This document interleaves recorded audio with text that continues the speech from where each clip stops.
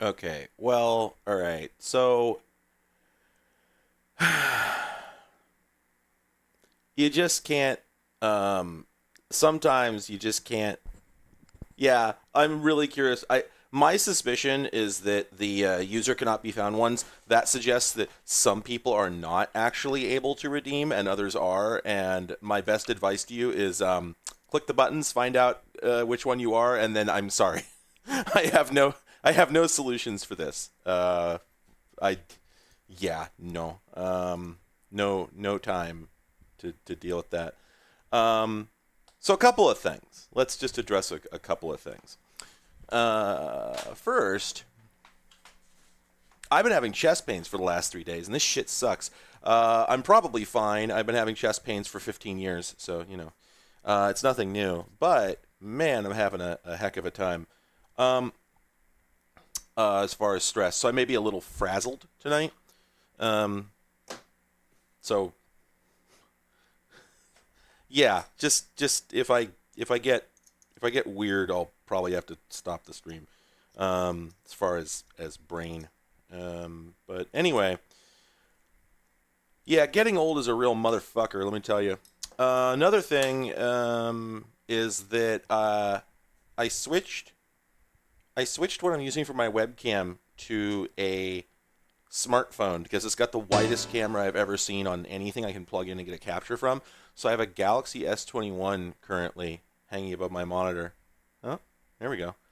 Oh yeah, Mario, I have severe heartburn all the damn time. In fact, you know what? Now is let's see. Do I want to take this medicated tum at this moment, or do I want to wait? Let's see. Let me think. Uh,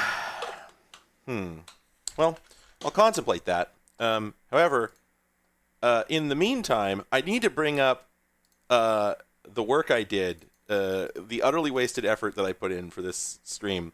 I need everyone to praise me for this thumbnail I made that almost nobody is going to see other than people who seek out the VOD, and even then. Because I oh yeah, no, heartburn is eternal for me. It sucks. And it gets worse at certain times of year. Um I spent like 3 hours making this today. I had several things to do, and yeah, I want you to understand that this was not easy. I did a lot of Photoshop work, and the reason I did it is because let me just get this here. Here, let me just find this. Yeah! Here we go. Here we go. Cohen got it. Yeah, there we go. Cohen got it.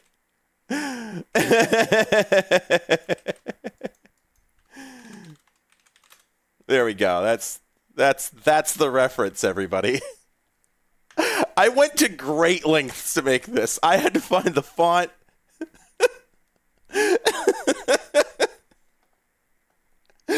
I don't know.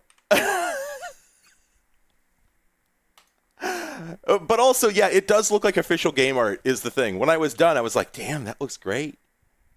They should hire me. Anyway, so I've been thinking a lot about space lately. I was in the car listening to REM's Find the River, and Michael Stipe is singing to me about how the river wants to find the ocean. And I'm thinking to myself, that's not really true, because there's no such thing as a river. A river is just a big hole in the dirt. What we think of as the river are trillions of individual water droplets, each one of which wants to find the ocean. They're all trying to find the ocean, but some never make it there, right? They're traveling down the river and they're getting tossed around and they get thrown out by the currents and they land on the riverbank and they turn into mud for a while, or they get drunk by an animal or soaked into their fur. Eventually, they evaporate and they go back to the top of the mountain and they start making that trip again. And you wonder, are there any droplets that never made it? Is there a drop of water that's been going down the same river for eons just millions and millions and millions of years, and it just never makes it. It always gets intercepted before it can reach the sea. And wouldn't it be fucked up if you were that droplet, and after billions and billions of years trying to make it to the ocean, some goddamn human being scooped you up, drank you, and then pissed you out the side of their spaceship, and then you just drift through the endless void between stars for eternity.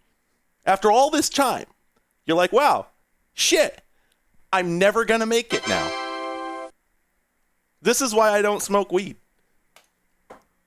How could it improve on what I've already got going? Anyway, this is Hardspace Shipbreaker, and I'm not 100% sure how I want to do this, because this game's cool. Let me just turn the audio on. This game is very cool, but the story is terrible. I'm not the only person who thinks this. This game is about labor. It is about one of the worst jobs in the world.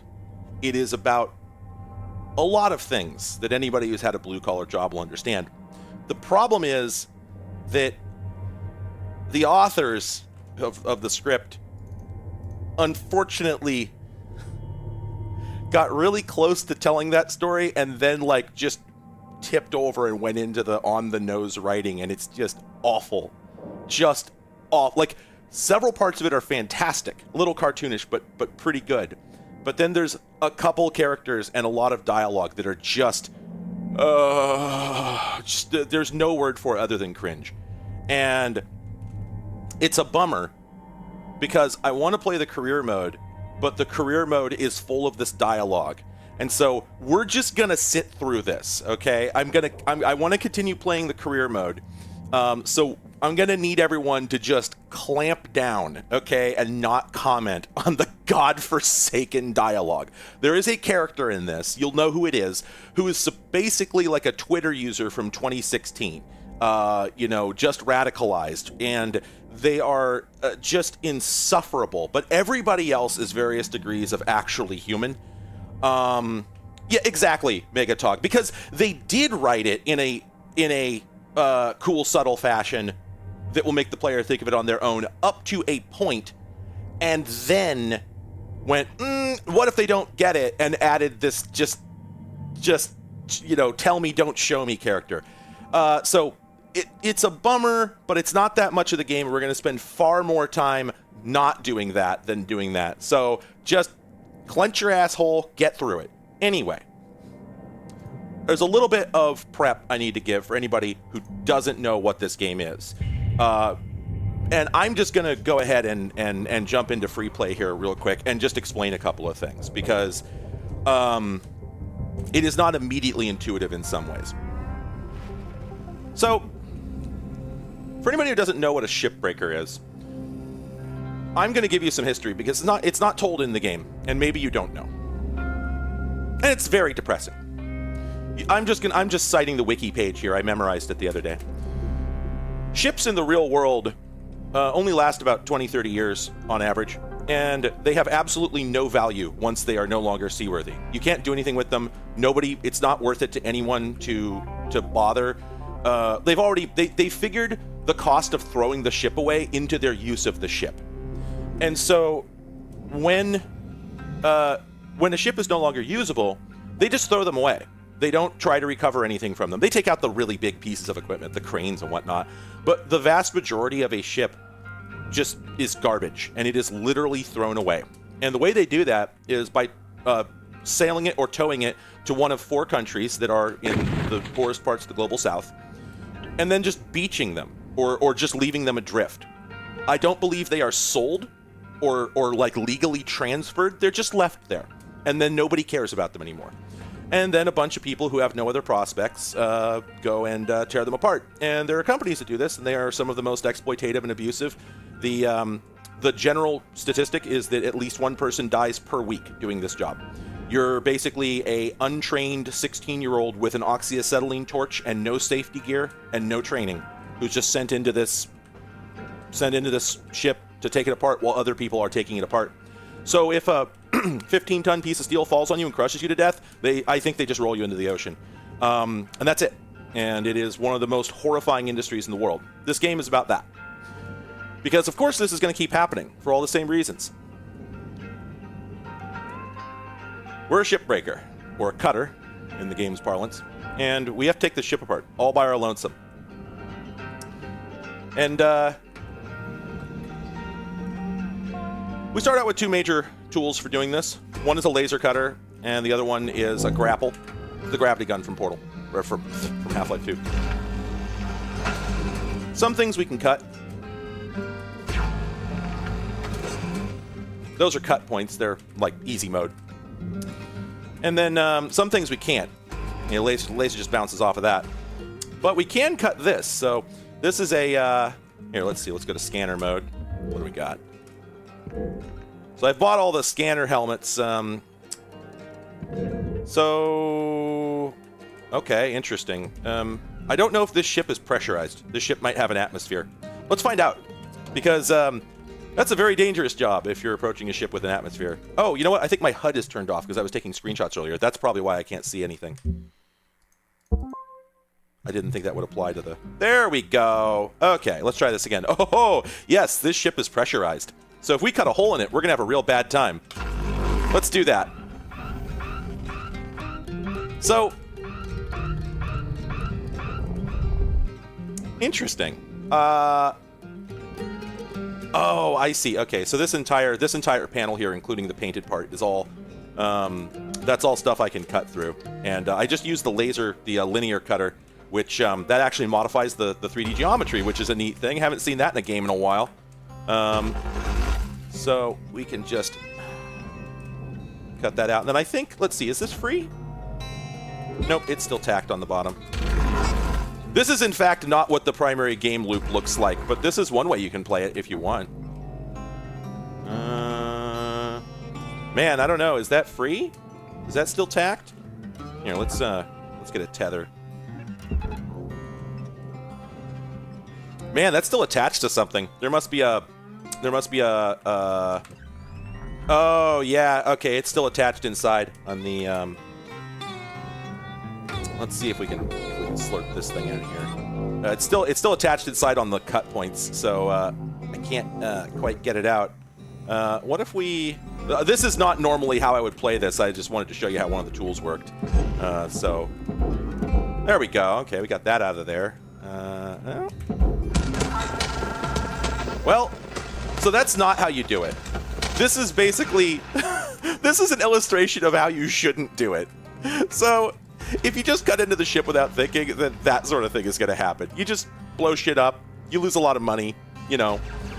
Here, let's see. If we laze this enough, we can get rid of it. There we go. Get rid of that little bit of debris there. And then I believe there's the cut point. There we go. So this is the worst possible way to do it. This is how you're not supposed to do it. And then, as you can see, I set some stuff on fire in here, and so it just pulverized a bunch of the inside of the ship. This is all wrecked. Because what we want is we want to turn in as much stuff as possible for the largest return. And to do this, we need to take the ship apart carefully. So, there are 3 different places that you send things. You've got the processor, the furnace, and the barge. The processor takes things the furnace takes things that are made out of soft metals, so aluminum and copper typically. That is not the bulk of the ship. The bulk of the ship is stuff like nanocarbon, which we cannot cut. So what just happened there is that apparently I hit the reactor and didn't realize it. I don't remember that happening. But this again illustrates why it's such a bad idea to go at this willy-nilly. You gotta think about what you're doing or this happens. So, this is a better demonstration than I possibly could have planned, so I'm having a great time. So, yeah, you really don't want to be trying to pick up the pieces of your destroyed ship. You want them to go into the machine in the largest pieces possible, because that's how you get the most money. And some things, when you break them up, they don't just turn into the same thing but smaller, they turn into worthless garbage. So, and that's the thing, yeah. So, one of my favorite things about this game, you know, I'm not going to get all article on anybody here, but I will tell you that this game is frustrating. And I'm not necessarily certain that the authors intended for that to be, for every part of that to be, God, I pulverized this ship. I have never done anything this stupid in this game before. It's because I don't care, because we're not in career mode. But wow, what a disaster. I'm lucky I lived. I should have died several times there. Oh, there's also some, like arcing electrical or like radiation or something like that going on. What a goddamn mess. Yeah, this is a lose condition here. This is not how you play the game.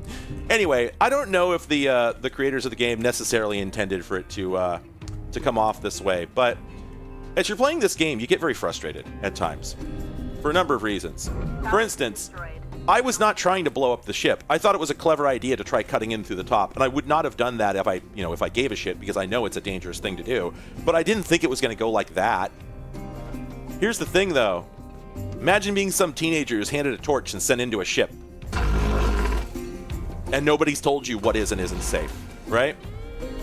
Now, here, if you die in this game, you just respawn. There's a whole bit in the lore about how they do it, which I'll get to.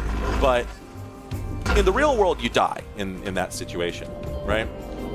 But then there's just, all the other stuff. The fact that your tools don't really do what you need them to do. This gun is like not the best way to do this. You really should have better tools for this. You should not be taking this whole ship apart by yourself. And there's these things called tethers. Tethers are incredibly useful. If we grab this thing, we can tether it, and it's just a physics constraint, right? It's a lasso that grabs the thing and slurps it in that direction. And it has a lot more power than your basic gun. In fact, if I put some tethers on here, there's a good chance I can actually pull the whole ship. Let's see.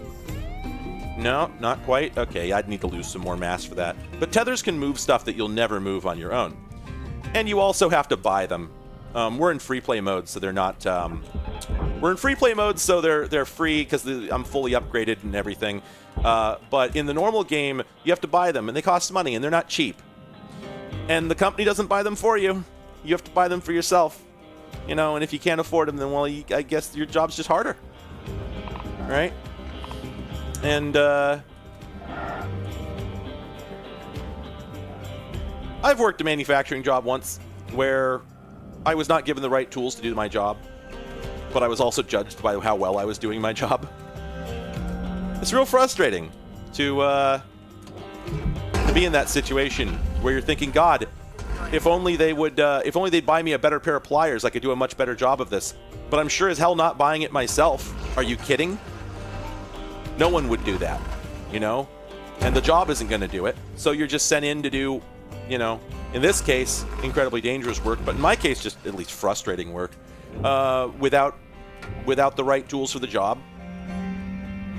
So every time I get frustrated with this game about one of the mechanics, I think to myself, yeah, that's probably how I'm supposed to feel. It has a lot of irritating, frustrating moments where you blow something up and you're like, God damn it, I didn't intend to do that. No, if only this gun was just a little bit more accurate. Or if only I was better at my job. And you're playing a video game and you're not supposed to be getting mad at it. And yet you still find yourself blaming yourself. It's politics if you know to look for it. Anyway, so there's the intro. Oh, Cohen, the red green bit is that Red Green from the Red Green Show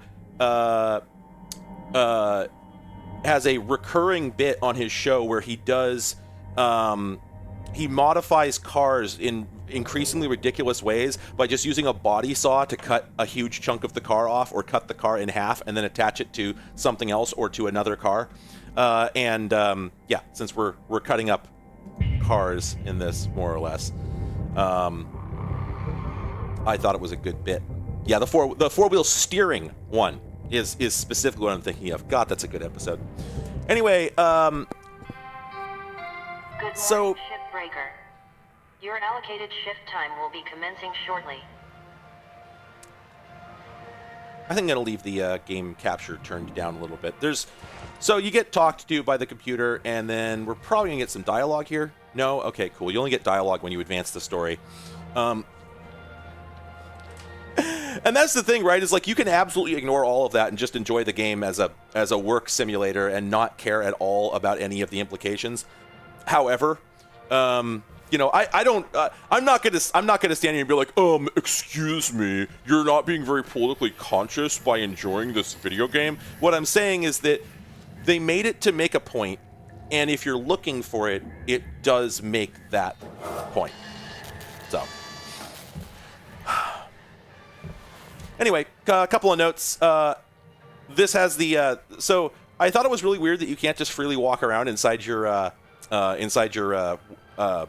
bedroom, what they call the habitat or hab, and also there's not that much you can do in here. Like there's a kitchen, but at least at the moment I can't do anything with it other than change my posters.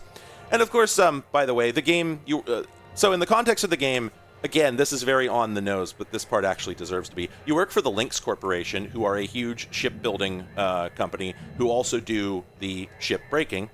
And Lynx is, your typical, Blade Runner / Weyland-Yutani nightmare corporation of the future, right? So constantly telling you how they're making life better, but in reality, everybody who works for them is miserable and they're doing all sorts of dirty stuff behind the scenes. So one of the foundational elements of the game is that they explained away respawning, right? Because when you die in the game, you respawn.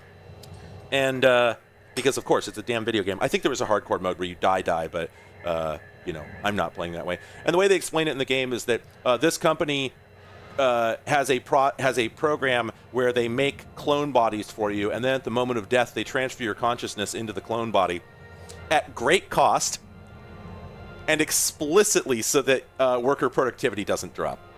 They call it the Everwork program. And an important point to make about this, let's just step over here to, I think the employee terminal will show me what I'm looking for.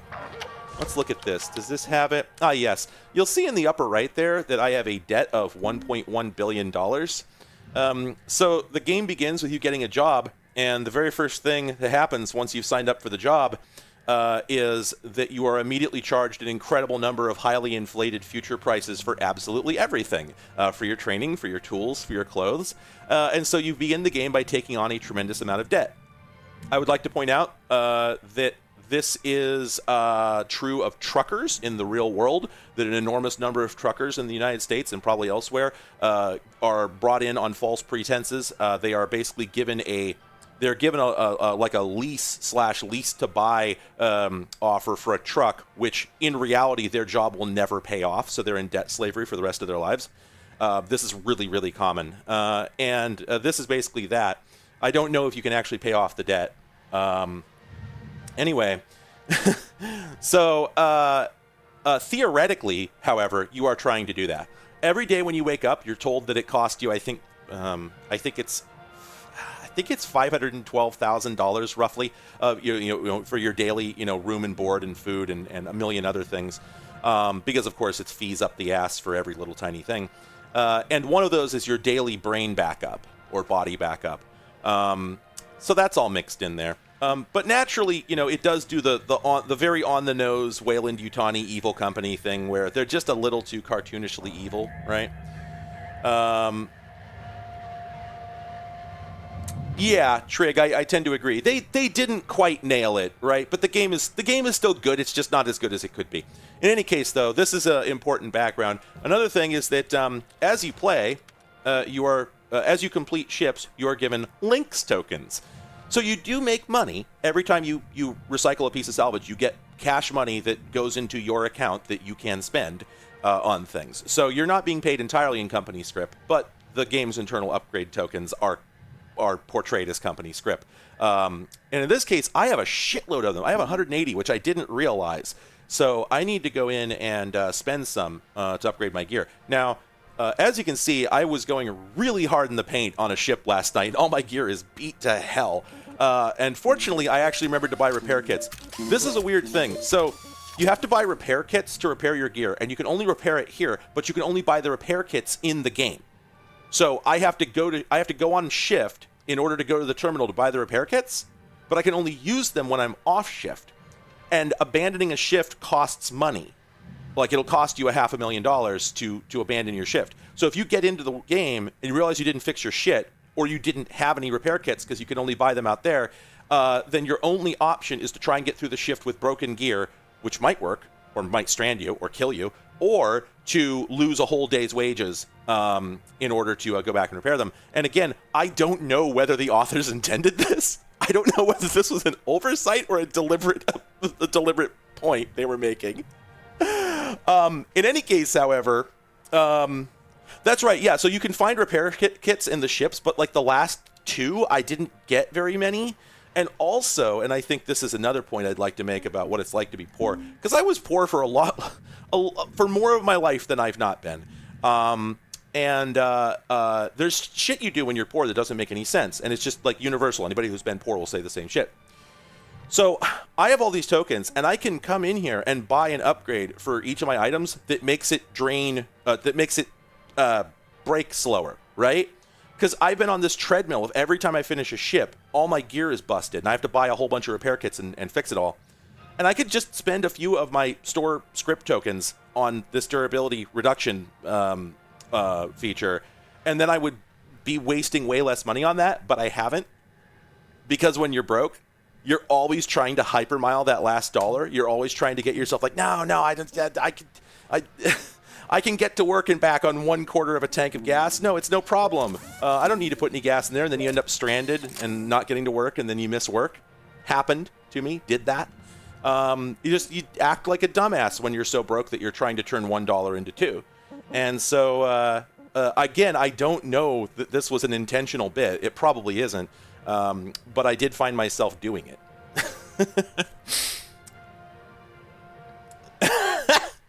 I can survive today on Burger King points. Thank you, Zero. That's good. Okay, real quick. However, I am going to buy a couple upgrades here. So, obviously, you can, your laser gun overheats, so you can buy upgrades so it doesn't overheat as much. If it overheats too much, it explodes and burns you, and then you get a radio message sternly telling you not to do that because it decreases worker productivity. And then let's see, this one increases the range, though I don't actually need to do that at the moment, so I'm doing fine on range. So I'm going to back up here and take a look. Do I have any grapple upgrades? I have a lot of grapple upgrades. Let's go ahead and do that, and let's go ahead and do that. And then, wow, that ate a lot of tokens, so let's go back and play the video game.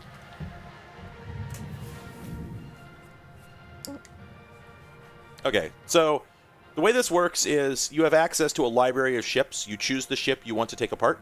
Now, periodically, when as the campaign progresses, there's a tutorial mode which you can just skip. You can just turn it off. I have chosen to use it, and so sometimes when I come in here, it'll only offer an option for tutorial because I've opened up a new mechanic that they want to show me. But it'll also show the last ship I was working on, because you very rarely are going to be able to take apart a whole ship in one shift. A shift is only 20 real-world minutes, and a lot of stuff in this game is just very difficult in the real world. It takes you a long time. Sometimes you end up in a situation where you're stuck there trying to get this panel off a ship, but it got jammed, and or you can't find the last cut point.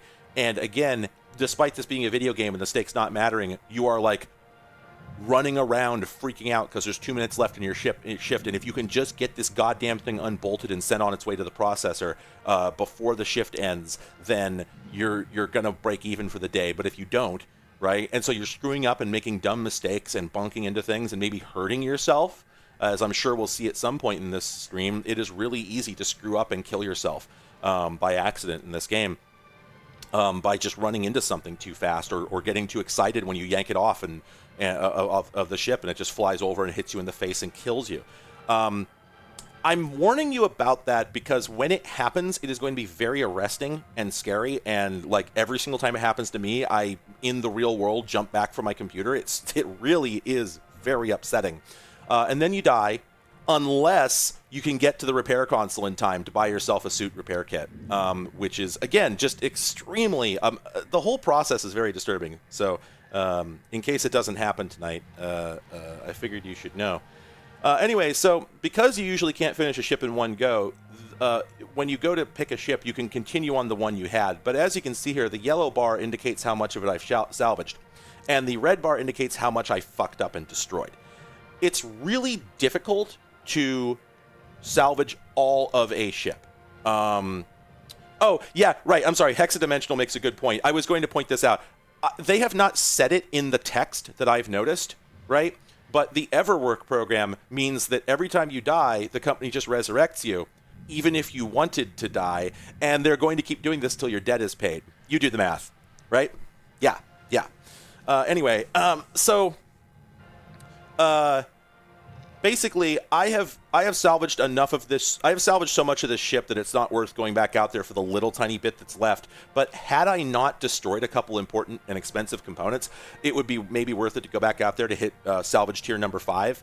Because each one of these tiers, when you hit it, gives you additional benefits and like extra repair kits and stuff like that. So I really shouldn't have blown up whatever I blew up. But fortunately, I've gotten good enough at this that typically this is the ratio. In any case, though, at this point, we can now throw the ship away and move on to a fresh one. So I was thinking about taking this tanker. This, I think, just got unlocked. And you'll notice that each of these has a hazard level associated with it. And that's basically whether it has a fusion engine, whether it has a dangerous thruster assembly that's really hard to take apart. There's some of these, for instance, where the thruster assembly, in order to get inside of it, you have to cut the thruster out while it's still like got fuel going to it, and then race the flames down the fuel pipes to shut off the gas before the whole thing detonates. And that's fun. I've died doing that a couple of times. But in this case, I think we're going to take the Lloyd because that's fresh. Oh yeah, no VR version, and yeah, I think honestly you don't want one. I think you would. Let's just say you'd purge the fuel lines, all right?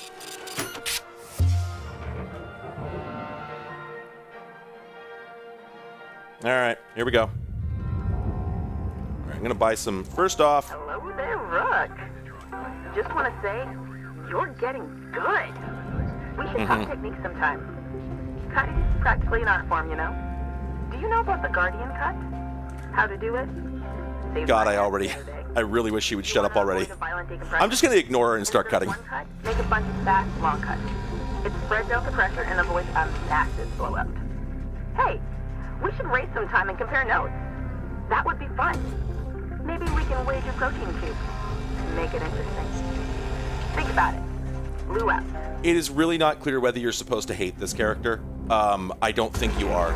I think they're dead sincere, and every time they talk, I'm like, God, I wish you'd stop. They're scripted in the game to immediately act like they're your friend, and the problem is that because you're a silent protagonist, you've never spoken to this person, and they're just like, by mission 2, they're acting like your buds, and it just sucks. Now, Weaver is a different story. Weaver rules. We love Weaver because he is a sad story about a real person that we have all met. Okay, so what I just did was actually a bad idea. So, as I said earlier, you've got two different laser modes, right? This is the Stinger, and the Stinger just hits exactly what you shoot at and nothing else. The downside, it's very, very slow. So, that is just barely heating up, and I don't think I got it. Yeah, I didn't. So, my gun actually overheated before I had a chance to destroy that thing. And so I don't think I can actually use this in Stinger mode to destroy these joints. So I have to use this mode instead, which is the, what can I use this on safely? Here we go.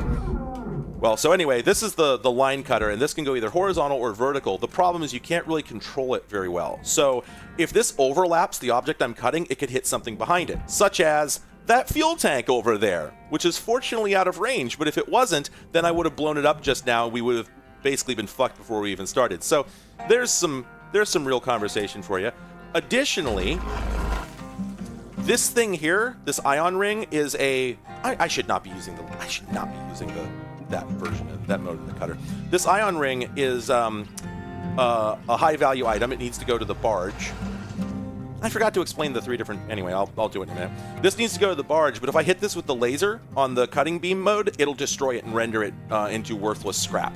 So I really should not have been using the line cutter that whole time.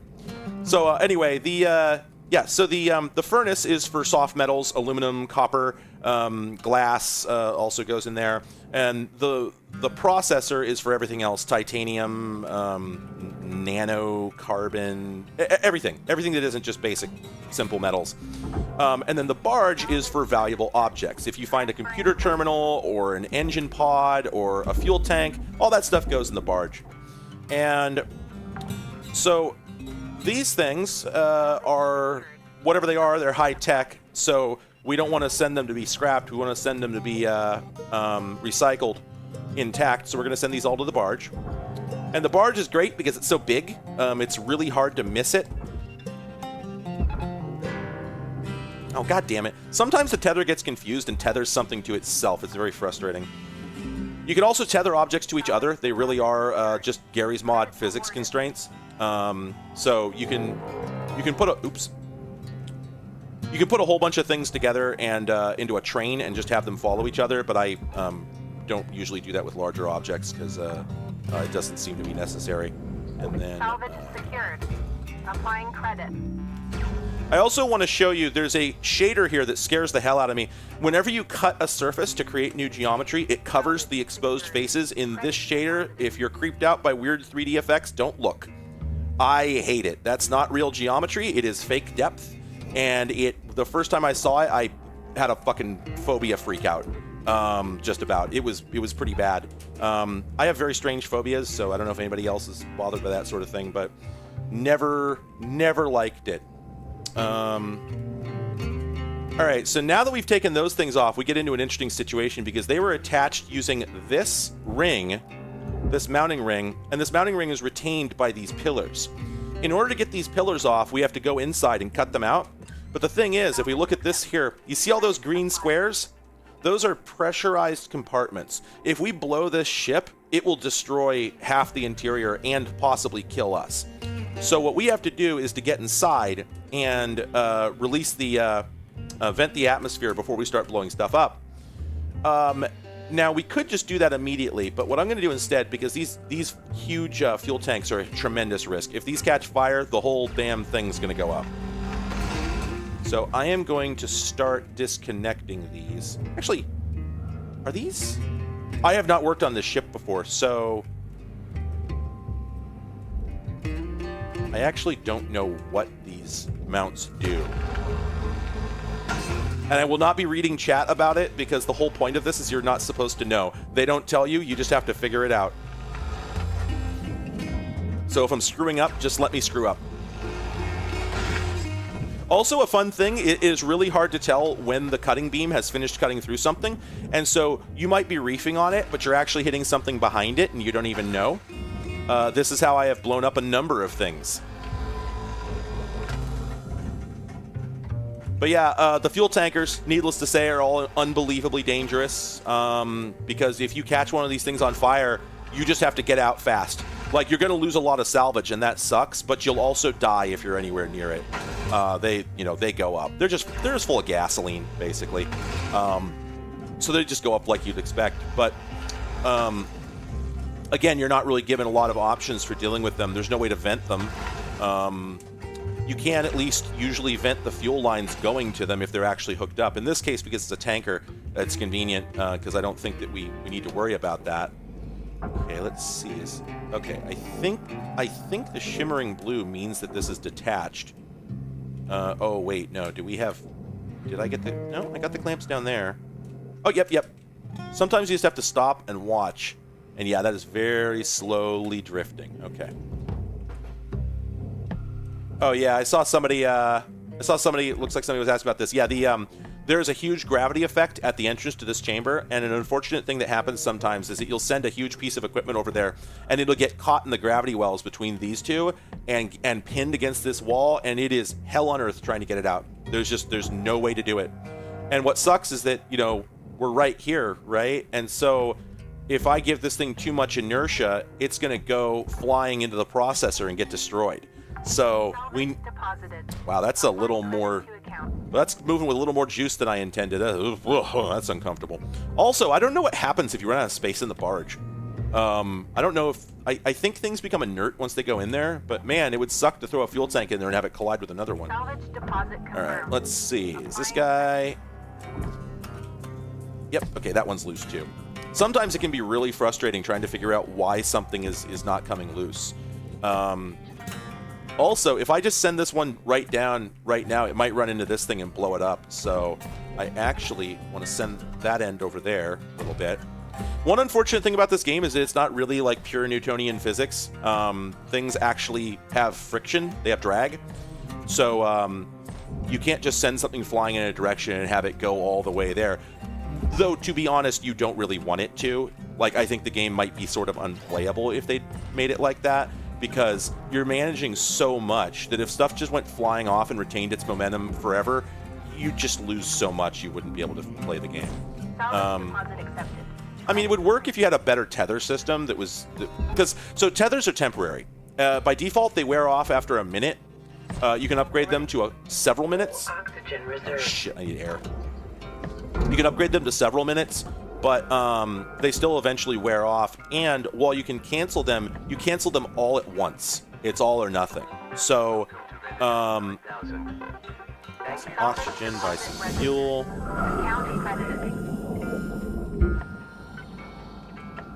Okay, yeah. Oh, hello, Nanome. Thanks for joining. Yeah, it's fitting, right? Anyway, so far, you know, not to jinx myself, but things are going fairly well, all things considered. And if I pay attention and don't do anything stupid, we should be good. Speaking of stupid, let's see, can we give this thing a kick? Oh, good. It's always nice to save a tether, and my gun has my grapple gun has a kick that just lets you apply a little bit of momentum to something. So there we go. Now, fortunately, you can throw stuff down there as fast as you want because it'll always get slowed down once it gets there. That much is actually established in the lore. I guess at some point the devs were just like, we should take mercy on them. 5 minutes left, Cutter. How you use them, entirely up to you. We were out. So as you may have noticed, our shift is almost over, and we're just barely started. All we've done is gotten the damn fuel tanks off, plus that ion ring at the front, and I wasn't really wasting that much time gabbing, so now we gotta just get done everything we can before... You know, the fortunate thing is that now that we've got the fuel tanks out of there, now we can get a little more reckless and use the line cutter. Not that this is a high priority, what I'm working on right now, because I'm not going to be able to release it while I'm here anyway. Wait, I thought I... Sir? Didn't I? Oh, whoops. Man, again, this is something that happens to me not infrequently. I'll go through the beginning of the process of pulling something off, and then just completely forget to finish the job. And so, very frequently, it's something highly dangerous like this. So no, it's okay. It's all right. We can start using the big guns. Again, I think it's a parable about how easy it is to get yourself killed doing a job like this. That and loss of situational awareness. Just like, you know, I keep getting myself turned, you know, way upside down and backwards, and just losing track of where I am. And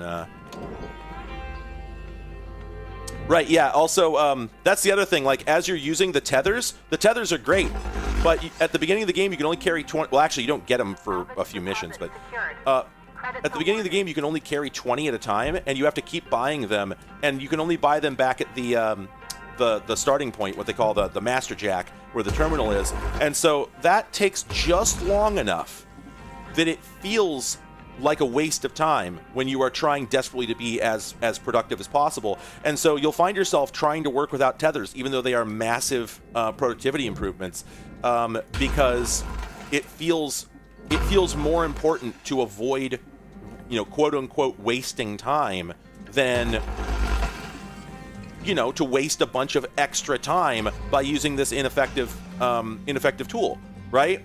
And again, these are just the ways that people are self-defeating when they're up against perverse incentives and, you know, unwinnable economic, you know, realities.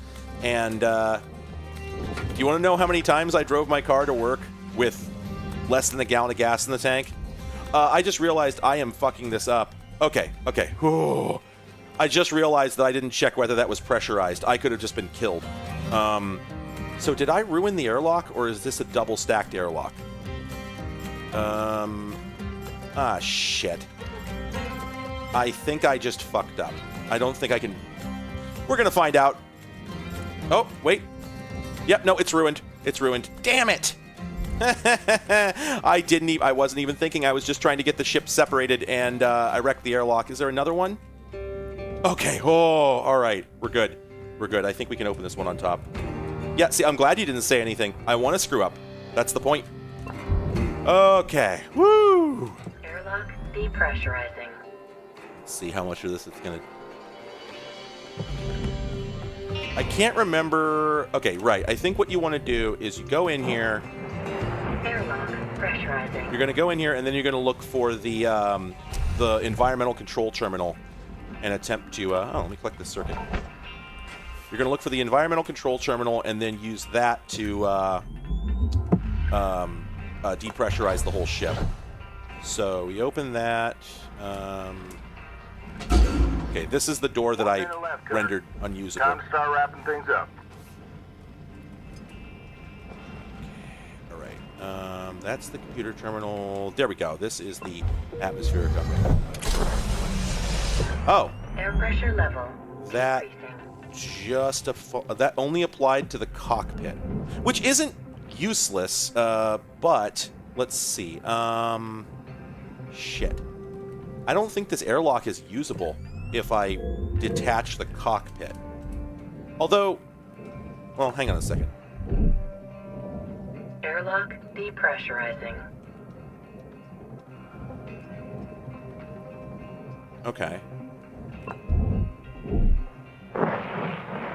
Airlock pressurizing. Okay, so the cockpit module is depressurized now, so I can remove that safely.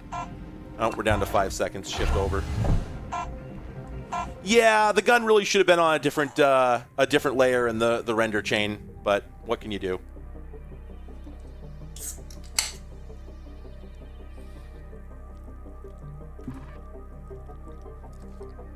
So we did at least make it past the first salvage tier on the first shift. That beats nothing. And we haven't destroyed a single part of the ship. So if I can maintain this level of performance, then we can get 100% salvage. Hint, that's not going to happen. Explosive decompression is really fun. If you just... Yeah, like there's no reason that you'd have to like rush back when the shift ends, but it does feel like they should have done that, right?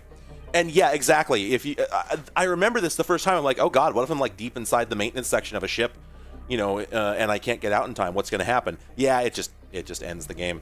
Hey, Wiggles. Oh, I think we're about to get a... Yep, we're about to get a terrible, insufferable story segment. Oh, it's Lou. This is a private channel. Dee Dee, you all right? No, I'm not. Taking away my comm privileges? Family's probably worried as hell about me now. I'm working on that, Dee Dee. I'll get your comms back. Wait, whoa. Is he actually allowed to do that? So the story is that Lou is trying to form a union in the most like boneheaded way possible. The company has found out about it, and they've sent down a middle manager who is just like the most like twirling mustache, evil / incompetent dipshit parody of a middle manager possible. And one of the first things he did was start inveigling himself into every conversation that we're having while we're out doing the job. All right, hold up. So everyone hates him to death, and then somebody talked back to him, and he punished them by taking away their communication privileges, which is like really on the nose. Hit this up tomorrow, all right? He is a space Pinkerton, essentially. But the important thing about this conversation is Weaver. Weaver is the actual main character of the game, at least as far as I'm concerned. Good morning, Shipbreaker. One moment. Lynx mandates a maximum of 8 hours of sleep. Any extra sleep time will be docked from the next pay cycle. Yeah, here we go. So this is our daily fees. So it costs us $526,000 every day just to exist. And I made $4.3 million. So we're paying down our debt. But if we take a look That's 3.8 million against a $1.1 billion debt. Do the math. It's going to take a while, right?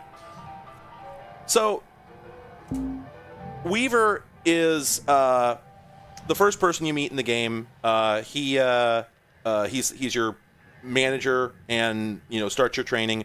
And at first I thought it was just going to be him and just for the training segments, and I didn't realize there was going to be like a whole campaign here.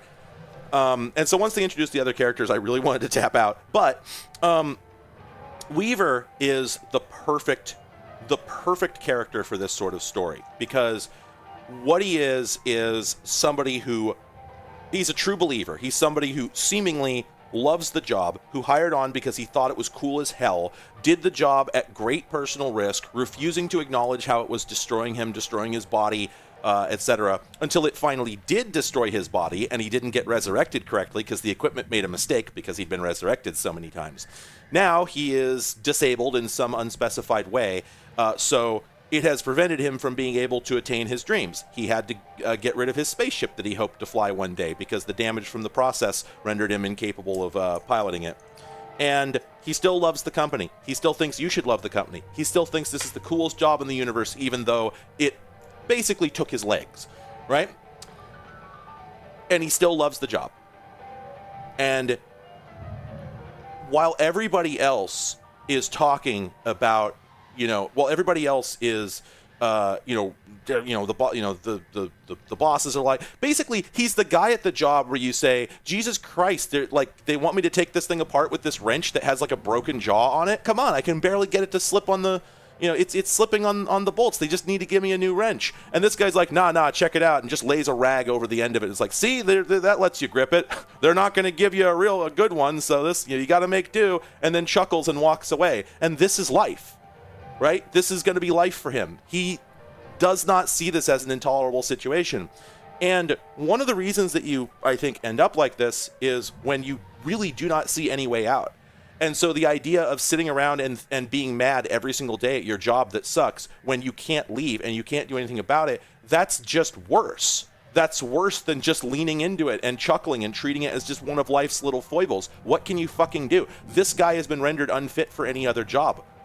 They're letting him fly a desk here. What's he going to do? Sit around and be mad about it all the time? Because, see, these other able-bodied people can go off and have a revolution, but he can't. So when it's revealed that one of his people is the union leader, he's going to betray them. I know this because that part of the story writes itself, right?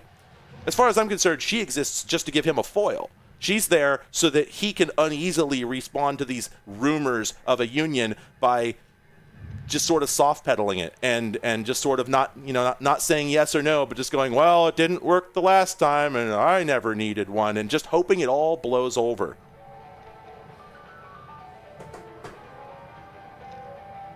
Marge Simpson voice. Well, sometimes all you can do is laugh.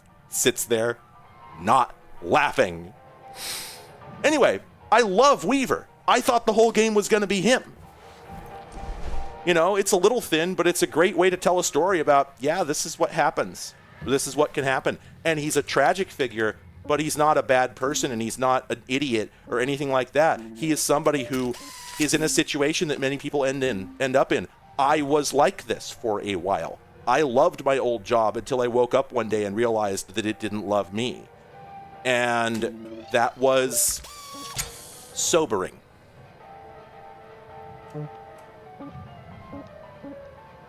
All right, let's go take this ship apart.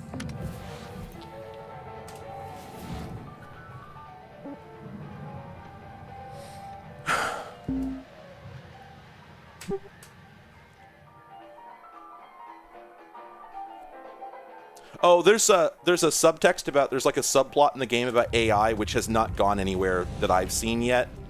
Hey, D, you ever remember Iron Hands Romanoff? Agrafina? You bet I do. Is that like a cutter you've worked with? Well, not exactly.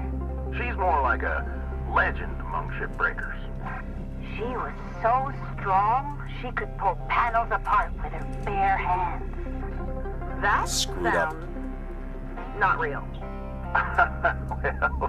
Well, That may be, but I think I ripped out the wires going to that airlock by accident before I could there must be something to open it. In fact, there are more Cutter legends out there. Yeah, I heard of Nanam, the original spur gun. I read she was adamant about never getting a spare. Lost limbs to avoid it. Oh, god damn it. We're gonna have to explosively decompress that section. Oh, wait, no, there's a... I don't even know what Maybe spur that- I'm on. Maybe that airlock on top works. We'll see. That's what they're there for, after all. Have a good night, Zen. My old job, I worked at a... it was kind of complicated, but by and large, it was a voice-over IP phone company that also did some other managed services stuff. And, you know, it's just... I used to think I wanted to be a computer person, you know, because I didn't realize for most of my life what I really wanted was to be in movies. And what I really wanted was to go to film school, but that was just never in the cards for me. It never seemed like a possibility. And yep, now we're gonna have to decompress this. Oh boy, this is gonna be fun. All right, well, this is probably the best place to do it because it's probably furthest from any critical equipment. Whereas if we do it at that end, it's gonna blow out the fuel lines or reactor or whatever. So, you know. Oh, wait a minute. Yeah, let's see if we can sever these. If we can get this separated, then if the reactor goes, it won't take out... well, actually... Nah, we still want to mitigate risk if we lose the reactor. You know what, though? Now that I think about it... Hang on, let's take a look. It's... Nope. I was thinking maybe it was safe to pop off the thruster cap, but... That's pressurized, so... Is that a Devo reference, Cohen? Very good, very good. I'm gonna give you the props for that. Yeah, so Lou earlier actually said something to the effect that that there is a way to mitigate the effects of explosive decompression by like drilling multiple holes to let the gas out slowly. But I don't know. The game has not taught me a method for doing that, and I don't know that it actually is doable, or if it was just lore. So I'm going to put some tethers on here. We're going to see. I don't know if I've released this thing from the other side, or if I have enough power to move it. But let's see if we can get this. Oh, okay. Well, it is moving. We can see light. Oh, but very slowly, if it is at all.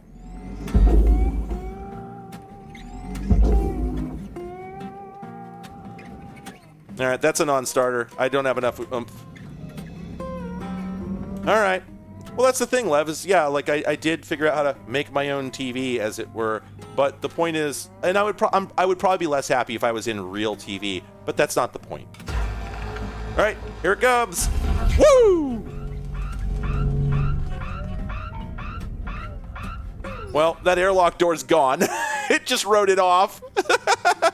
I think we did it, though. Whoa. Ah, shit. We only blew the airlock? Ah, crap. Well, we gotta do it again.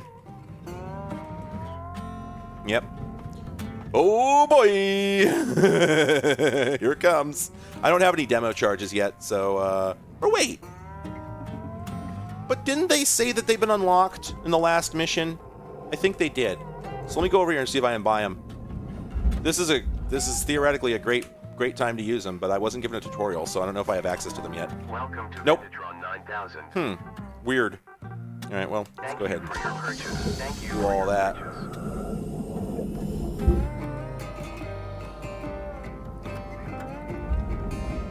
By the way, you saw how fast I was moving towards that thing. If I hadn't slowed down when I did, I would have run into it and smashed my faceplate and died.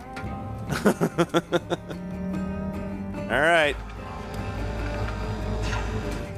Ah, shit. Didn't quite do it.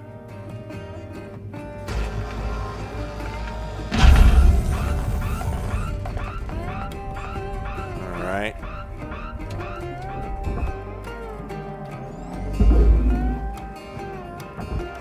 Okay. I think that was the atmosphere processor, but we won't be needing that. Oops, I wasn't supposed to send that to the processor. God damn it. I'm getting distracted. All right, let's get in here. Let's see how much damage we did. Okay. Well, this isn't looking too bad. Okay, yeah, there wasn't that much in here to... Wait, did it blow the other door? Oh, I guess it did. Huh. Alright. Well, anyway. Let's see. So let's pull that panel off, and then we take... Oops, that's not the right button. There. Okay, we pull the coolant canisters. And then, how are we doing this? Actually, oh god, that didn't even vent the other compartment. Oops. Wait, so... Ah, shit. We gotta do the whole thing bit by bit. Boy, I really screwed up. Yeah, Lev, the, wait. Yeah, the YouTube is having real problems. Oh, wait, is that what the hang-on mechanic is for? Because I saw that was there, but I didn't know what it was for. Is that what that's for? Because the game never told me that I saw. Okay, so, new problem. I don't actually have an angle to get at those airlocks, so I think I'm going to have to blow this guy.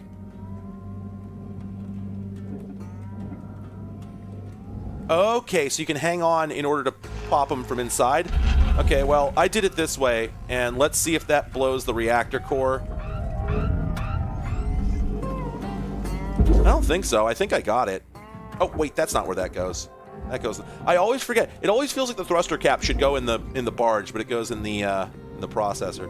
It goes in the squarey hole. Accepted for processing.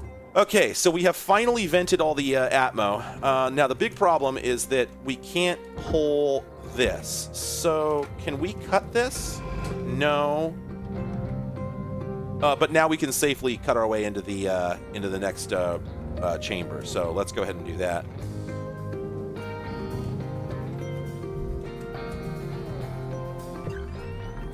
Yeah, okay, we blew everything in the... Oh, we even lost the door. Cool.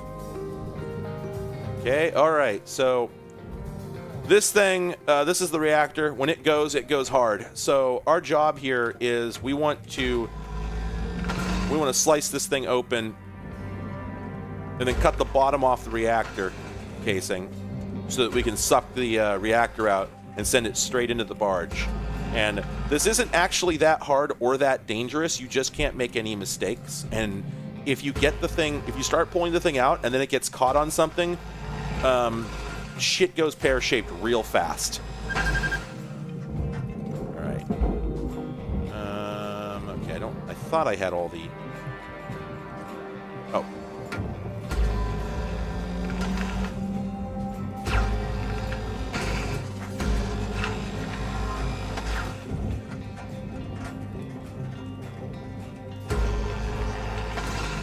There we go. Okay.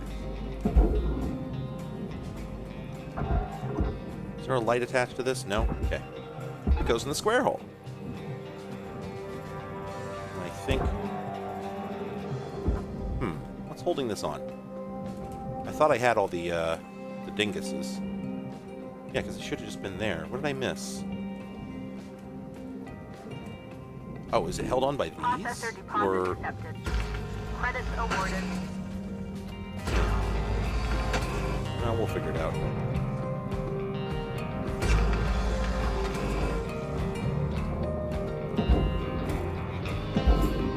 Oh, okay.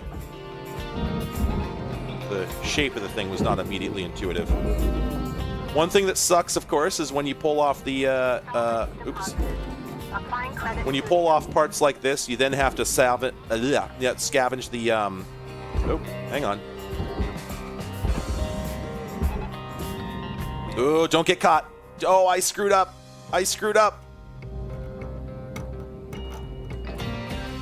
Okay, I think we're good. All right. This is your 5-minute warning, Cutter. 5 minutes left. We were out. You can... Object accepted for There we go. processing. Credits deposited. Okay, all right. This is actually going pretty well. Let me just get this...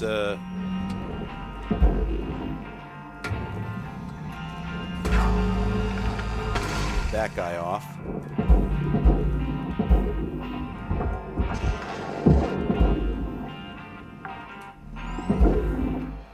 Salvage deposit registered. Guess who pressed the wrong damn button? Tether supplies are dropping. Okay. All right, we got 5 tethers left. That's enough for what we need to do. I got 4 minutes. That's long enough to pull a reactor core. Assuming I do it right this time.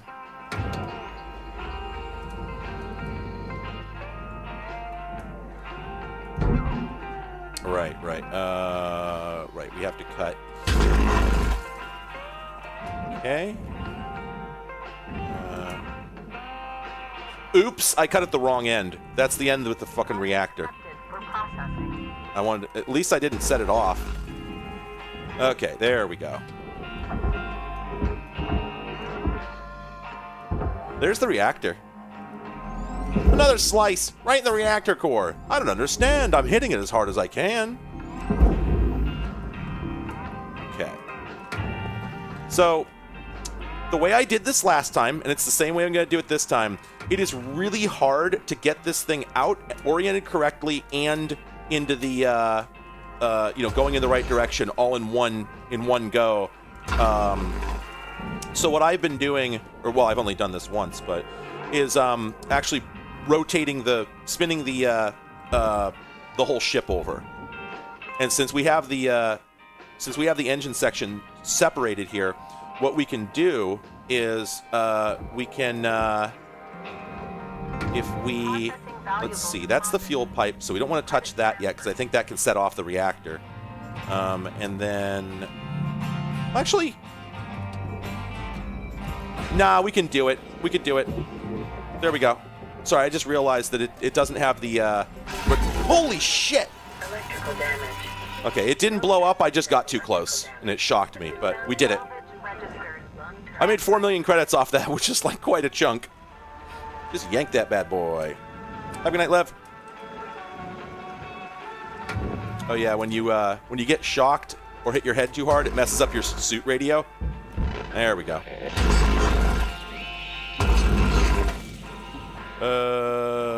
Okay. Well, I just cut that fuel pipe, and I thought that was going to be a bad time for me, but it looks like it doesn't want to explode, so...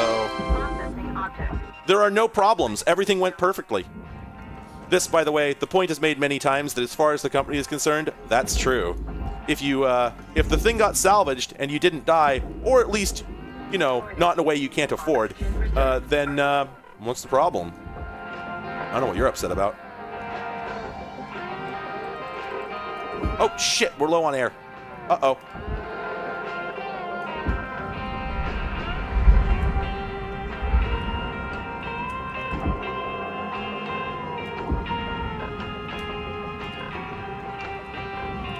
It really sucks to run out of air near the end of a shift because you get it refilled for free in between shifts.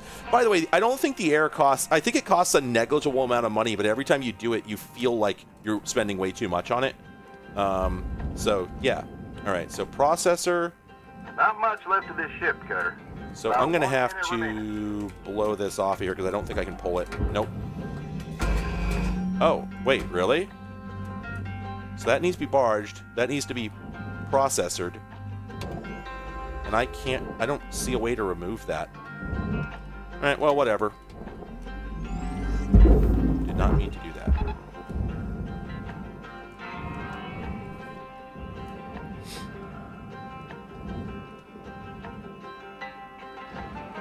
Hopefully it'll accept the rest of it. Okay, it did. Cool.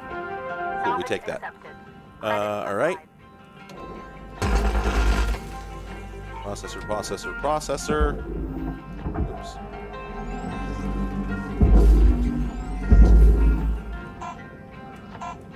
Then...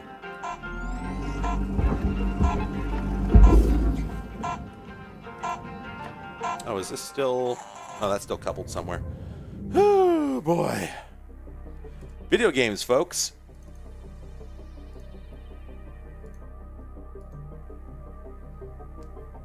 So we made $6.5 million. So we made a $6 million profit today. That's good. I can't think of a possible use for any Sunfire machine. It's just a PC with an interesting name on it. So my vote is no. That was an all right shift. Hello, Shipbreaker. Please enjoy this inspirational message. The last 10% of a job takes as much energy as the first 90%, which is why it's so important to always give 110%. Okay, yeah, it seems to be a pretty fixed 500,000. Oh, it's a spark? Oh, okay. All right. Yeah. Yeah, that's cool enough. What do they want for it? A couple 300, I feel like, probably.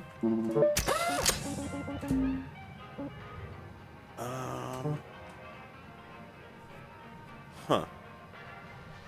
Oh, okay. Oh, I didn't realize that. So the when I got the demo charges unlocked, I think all it did was let me buy them if I have enough points. It doesn't give them to me automatically. So I need to get 120 McDonald's points in order to buy the... Oh, shit. You know what? Can we go back? Okay.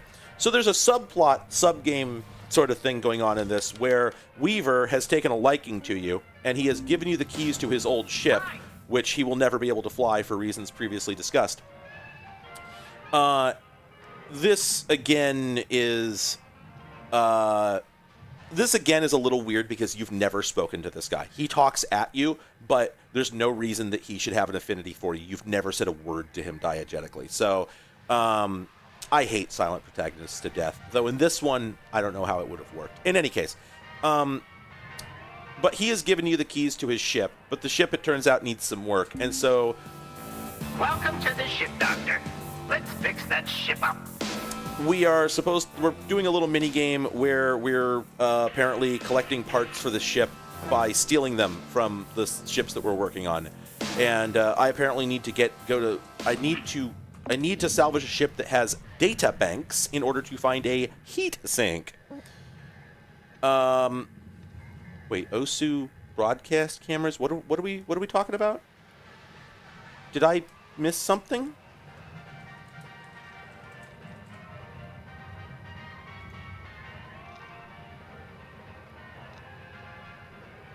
Why is the OBS window flashing at me?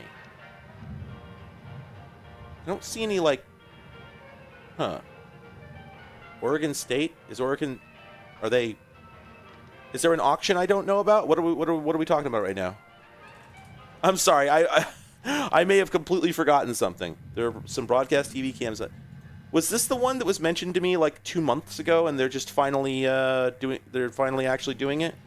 Yeah, throw me a link because I don't remember, but chances are no. It's money I don't really have right now. But I'll sure look at a link.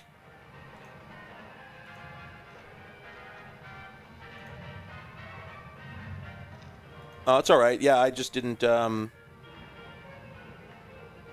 Yeah, I'll take a look at it later. Anyway, I may have seen them and just forgotten. My brain is like that. So, Folks, oh, efficiency is a measure of discipline. Productivity is a measure of skill. Output is a measure of drive. Discipline, drive, skill, effort, ambition, strategy, autonomy, integrity, positivity, innovation. I hope what I'm saying is clear. Rose out.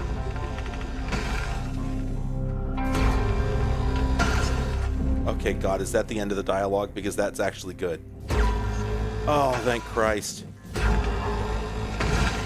If you're going to put a character in a game whose job is to be obviously stupid, I don't want to listen to other characters talk about how he's obviously stupid and evil. Like, it's just not good. And, yeah, this is the first time that guy, being a cartoonish parody of, you know, a shitty, you know, Pinkerton-ass middle manager, is good. Everybody else reacting to him is very, very bad.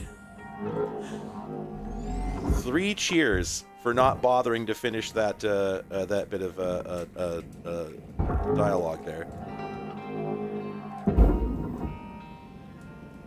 Sorry, I shouldn't be so salty about it. It just feels like a missed opportunity every time, so... And it's a lesson to all of us. Don't do it like that. Just don't. Subtlety. Salvage Sweet secured. bro and Hella Jeff voice. No, bro, you've got to be subtle. Spurb.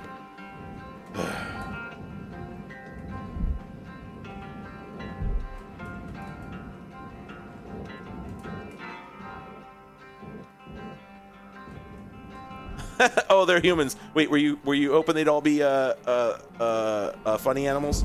Because, like, sure, but also.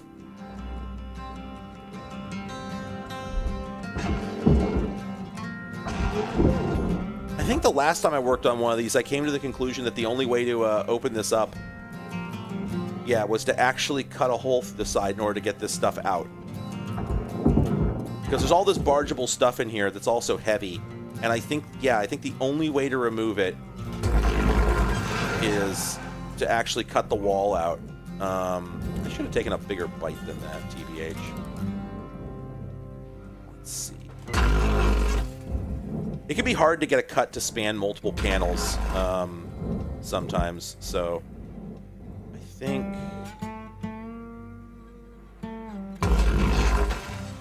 There, that should be enough.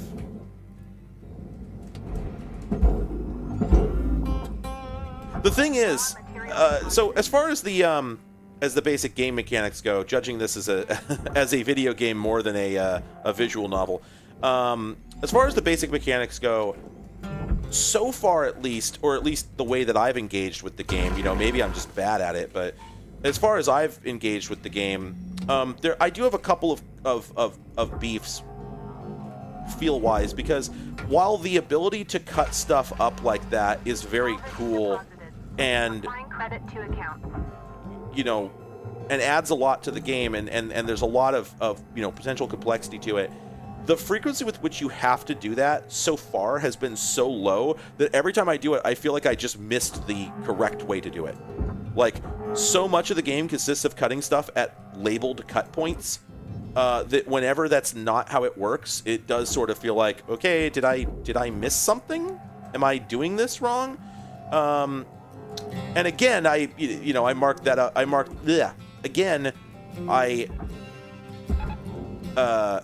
There we go. I do think to myself, yeah, and that's how I would feel if I was actually doing the job, never knowing if I was doing it correctly, right? But, again, that only works if that's what the authors intended, I think. Credit applied. Okay. All right, I think that freed up this entire section.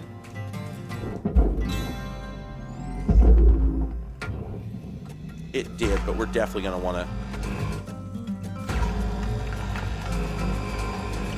lose that part.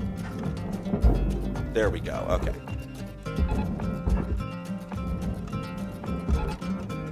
We can condemn these various parts to the watery deep.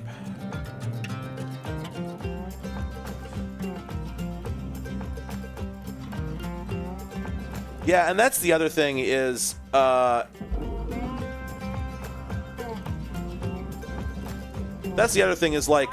I am realizing that, yeah, as the complexity increases, I need to be doing things in a certain order, which, again, the game has not explicitly told me. I have to figure it out myself, and I have figured it out, but the process of doing this is so stressful and so complicated that I keep forgetting what I've learned, and I think there's a parable in that, too. You gotta be really careful with the airlocks, because the actual airlock itself is bargeable, but the rest isn't. But if you miss, the airlock itself becomes just furnace fodder and loses all its value, or most of its value. So this is interesting. We've got another situation where the this thing has gotten caught. Oh, it's because of my tethers, though. I think now that I released them. Come on. There you go. That did it.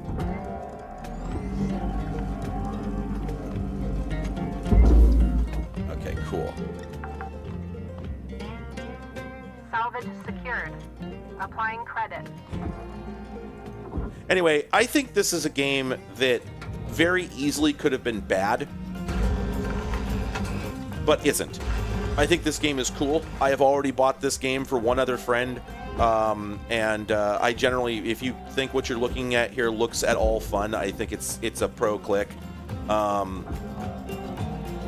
I don't know how much more complexity there's going to be, how much of the game I've actually seen, but I do feel like it's been worth it. And while I don't think it's the best criticism of our society that exists, it leaves a lot to be desired. Nonetheless, I do think that, again, I think the message is the message is ultimately a good one if you read between the lines like you're supposed to with a good, politicized story. So you just have to sort of learn to ignore the text and pay attention to the subtext. I know authors who use subtext and they're all cowards. Deposit accepted. Credits transferred. This is the worst part of the entire game, by the way, is the shoveling shit out of the thing, because you can't do it in bulk. So you got all these little tiny pieces, and you can't just get angry and throw them all into the furnace because they cost money. And it's particularly galling when you have to. It's particularly galling when you have this feeling of like you've sent something hurtling towards the furnace, and at the last moment you realize that it still has a light bulb stuck to it, and it's not worth. It's not worth it. It's only $3,000. You're never going to notice that. And yet you're like, no, but it's potential money I could have. I have to get it. And you're racing this thing to the furnace, trying to rip the item off of it before it goes in, And it's a waste of your time and stress. You're raising your heart rate for no reason. Damn, I wonder if there's any similarities to this in real life.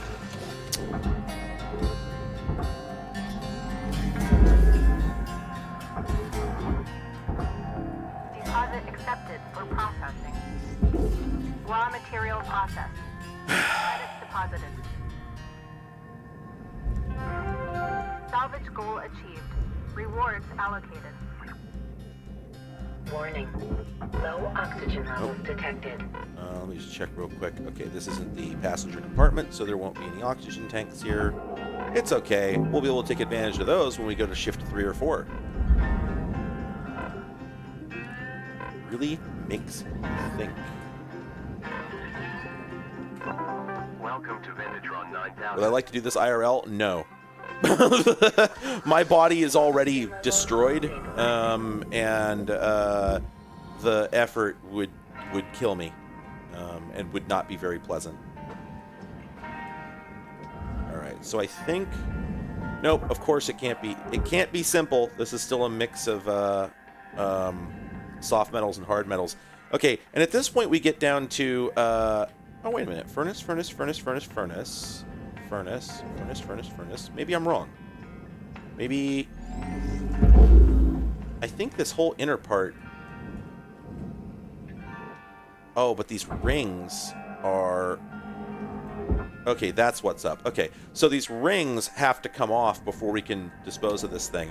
So I think the safe bet... I think I have to cut here and... Connor, we got 5 minutes left till we call her a day. I think I got to cut here so I can slip these off with the least loss of material. So I think if I do that... Yes! Outstanding! Let's just send that over there. And then I think the rest of this can all go that away. Oh yeah, so the thing I was going to say earlier is that, yeah, if I had thought harder before I started cutting things off of this, before I even cut the fuel tanks off, I should have gone in through the airlock in order to depressurize the ship. That's the very first thing I should have done. But I was too eager, and I was in too much of a hurry because of the time pressure. And so I just screwed up. And look how much effort it cost me. We would probably be a lot further on into tearing this thing apart if I had not done that. But I just got too excited about the prospect of productivity. Yeah, we can get some work done here. We can get ahead for once. We can get ahead. Maybe this time, maybe I'll actually beat the clock this time around. You know? Maybe I'll be the one who has one up on them for once. Yeah. Okay, I think this whole damn thing goes in the furnace. I think it all goes in the squarey hole. Oh. Salvage deposit secured. Wait a minute. Credits awarded. Oh, no, we got the same situation, don't we? Oh, wait, that looks like it should... Oh, is that trapped? Yes, it is. Okay, so we gotta do the same thing. Oops. Did not mean to fire there. I thought it might... I hit the trigger by accident. I'm like, well, maybe this will be okay. Arrested Development voice. It wasn't.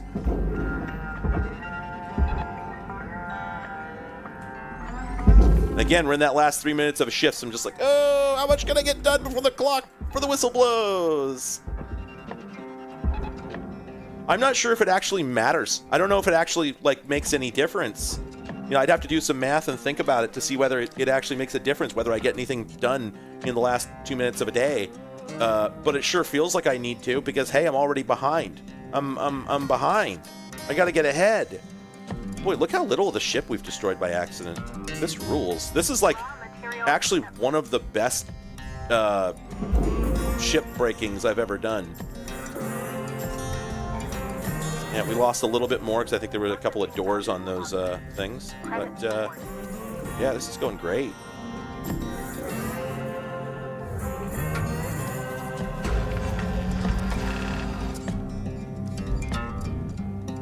Streamer brain? No, like... Oh, god damn it. I just did it again. Right?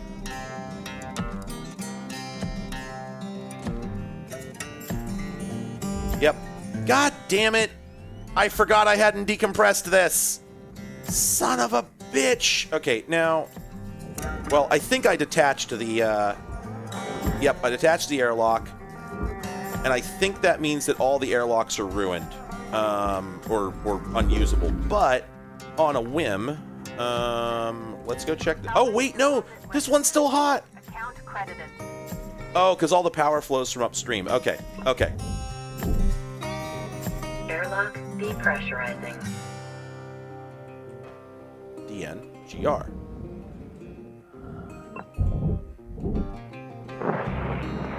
Airlock pressurizing. 1 minute warning. Coming in. 2 seconds. 1 minute left, Cutter. I'd say get a move on, but you know that already. Wait, is there a... Oh, wait, is this another external airlock? Oh. Oh, no, right. This is going in here. So I don't actually know if I have an option. As far as I can tell, it is impossible to depressurize the whole ship using the environmental control system. It seems like it'll only do a couple rooms at a time. And, like, all the doors are tied together through the computer. So when you try to depressurize one, it automatically closes the doors, so it'll only depressurize one area. And so I've not found... I'm not exactly sure I understand how I'm supposed to use these damn it. That's another thing that's frustrating, is that the use key and the... oh, data drive. The use key and the thrust key are the same key. And so you can get up to something that you're meaning to use, but if it's not usable or you're not close enough, you can just thrust it by accident, which is not necessarily destructive, but occasionally it is. All right, give me 1 second here. I have a link. Click. Let's see. What are these broadcast cameras? Oh, those are pretty. Boy. Man. Here, let's just get this up on the stream. Browser source.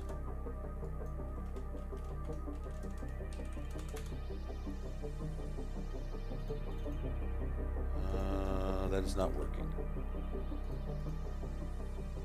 I think it is angry about refer cookies. So, open image in new tab. Oh, weird. It forced me to download it. There it is. Yeah. So that's, yeah, Q&E is our rotation. So this is a set of 3 broadcast cameras. The thing is, these are currently... There's 19 hours left on this. There are no bids, and the opening price is $500. That lens is worth $30,000. Maybe $14,000. It is a unbelievably expensive lens. The problem is that the only way to get these things is to go pick them up. You have to bring a truck and a forklift. No, they have a forklift. Okay, they'll let you borrow their forklift, but you do have to bring a truck into which you can fit a forklift. So, very cool, but unfortunately, Not gonna work for me. Those are some cool cameras, and I would. Oh, wait a minute. I'm sorry, Oregon, not. I'm sorry, I mixed up which. I forgot where Oregon was. Shit.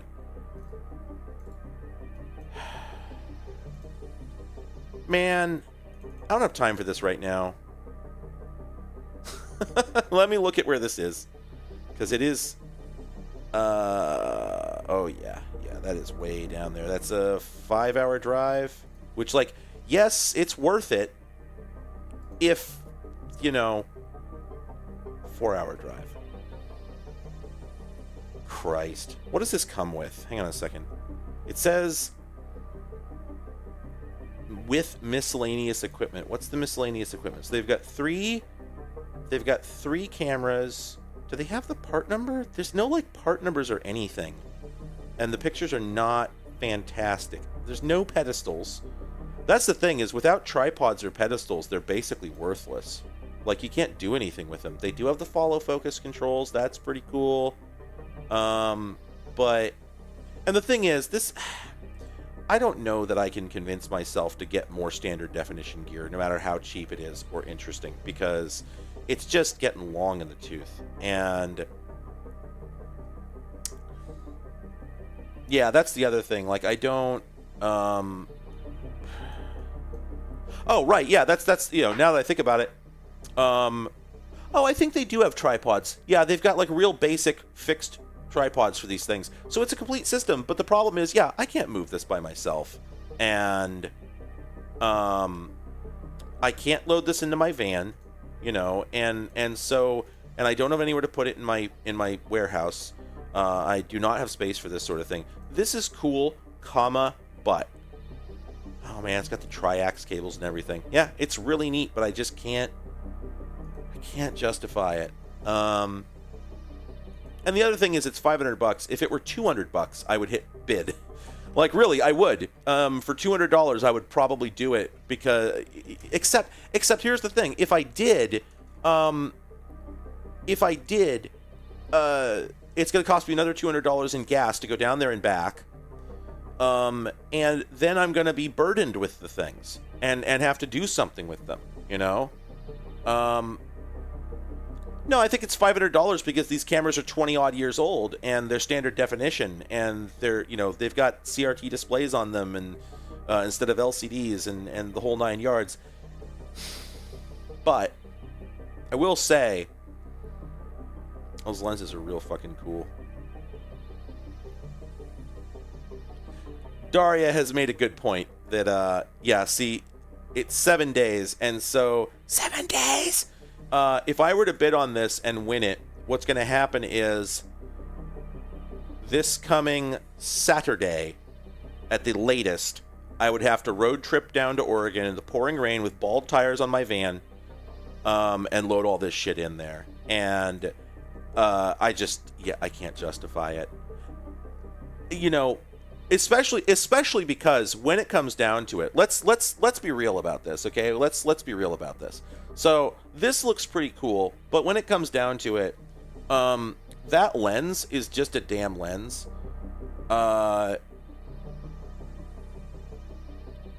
And like, I already have a triax camera.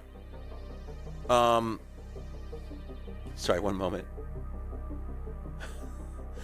Sorry, I'm looking at what Cohen's saying. I don't agree with that necessarily in this case, but at the same time, no, I'm not talking about. There is absolutely no way I'm spending $500 on these. Case closed. Like, that's not in dispute. But yeah, that's the thing, is like, I could put these lenses up on eBay, and there is a possibility that I make a $35,000 profit on this deal. The trouble is, I have the feeling that if they were actually worth that, it is the case that the institutions throw away lots of very valuable stuff instead of keeping it and selling it. This is not in dispute. However, I think this is an exception. I have the feeling that if they have anyone there who knows anything at all, unless their entire TV studies department just got up and left, at once, and they have nobody around who knows the first thing about this stuff, anybody who knows anything would look at those and go, Jesus Christ, those are $50,000 lenses new. We need to go find out if we can sell those. Because especially if these are HD capable, this is probably $250,000 to $500,000 worth of equipment in the right circumstances. They're not going to miss that. So I would say that most likely these lenses are either not set up for high definition use, or that just for one reason or another, they're not worth that much. Given the size of the lens, I'm going to say, you know where these were being used? These were being used probably on their football field by for recording games. Now that I think about it, because those lenses, like, you can't do like a film class with these. The lenses are too damn long. You'd never use them for that. These are sports lenses, so I'm sure these are from the stadium. I don't think they're not going to have, these are not going to go in the trash. And yeah, just if somebody else gets these and can't retire off of them, but I'll tell you, it would zero out a good chunk of my debt. The problem is that I would put them up on eBay. They would sit there for 3 years while I have to tiptoe around the things lest I damage them. And then if someone does buy them, I can't ship it. I'm not shipping one of these. Are you kidding? Right? So if they're not ready to come pick it up in person, which is not, I think, tremendously likely. Because here's the thing. Nobody in the Vancouver film scene is going to need one.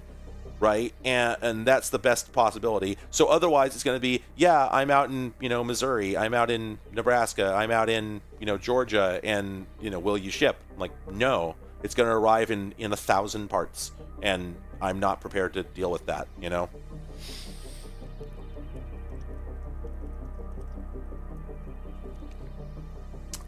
So, as far as hard lens broadcaster is good,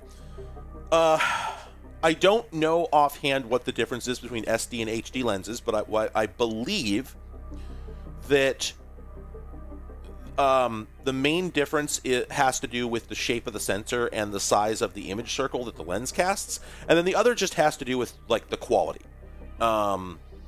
Basically, whether the thing resolves enough detail for HD. So, yeah, these things would be boat anchors, and that is, I don't think they give a weight, but I think that this might be a ton of equipment. Like it's probably closer to 1,000 pounds, but it's a lot of gear. There's a lot of metal and a lot of glass there, and it's all very cool stuff. I would love to have it. I did have to consider, like, sometimes the right thing to do for me is to go stand in a place and say, now I'm not saying that somebody should give me $500 to go buy this, but I'm saying that if you did that, I wouldn't have much of a choice. This is not one of those cases. Levels are high. Please administer 2 caffeine pods before starting your shift. Like, remember that okay, so I don't know if these are jokes, but I'm just going to reply to them real quick. Yes, I'll get rid of the picture.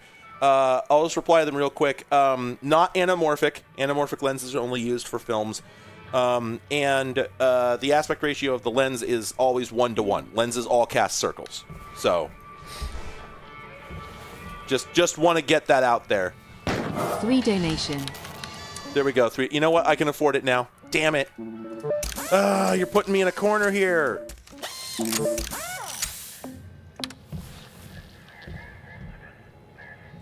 By the way, I mentioned earlier we're looking for parts to fix Weaver's ship. I have no idea what happens when you do that. I don't know if there's another game in there.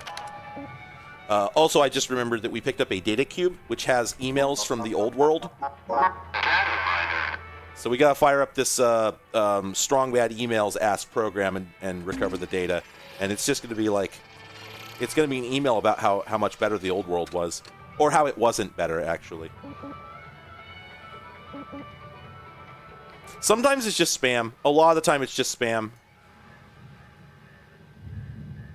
If you buy appliances from anyone else, you are dumb. Excellent. Audiolog.bmc. Wait. Do you like to eat food and drink beverages for free? Yes, free. Sound too good to be true? It is not. Earn free food. I'm not and sitting here and beverages listening by to this whole enlisting in thing. the Earth Village Collective Oh God, program. it's still happening. Save 10% on I can't all stop goods it. and services provided by local owned and operated members of the Earth Village Collective. For for the low price. Oh no! Watch it continue into the game. In space you got to get a leg up on the pile. Fucking drill post. Thank you, Cohen. Alright. Hey, Dee Dee. Oh, Why God. don't you tell us more about your family? Don't like talking about them too much. No offense. Just here to do my job. That kind of thing is private, you know? You never know. Might feel good to open up. No? Gotta keep work and life separate, kid. Shipbreakers come and go. And I'll spare myself the heartbreak. This work's just not for everybody. Had this young cutter around a few years back. Jada. Reminded me of my daughter. Nope. It sure ain't worth it to open up. Yeah, okay. I really, like, I don't need to say this, but I am not one to poo-poo a good story in a game. Just, oh, man, I don't want to listen to any of these characters. Except Weaver. He's good.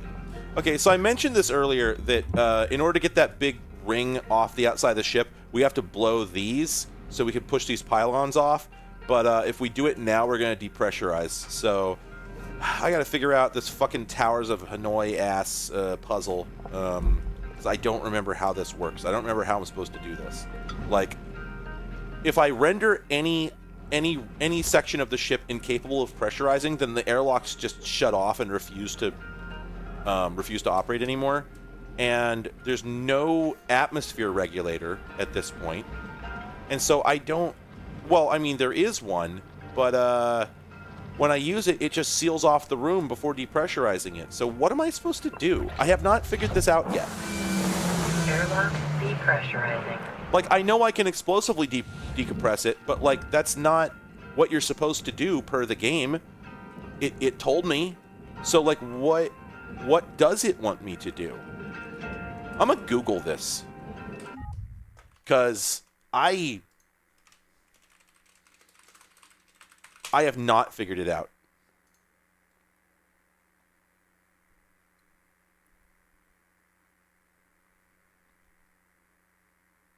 Okay, yeah, people are saying you just have to blow it open. That's what it is. Huh.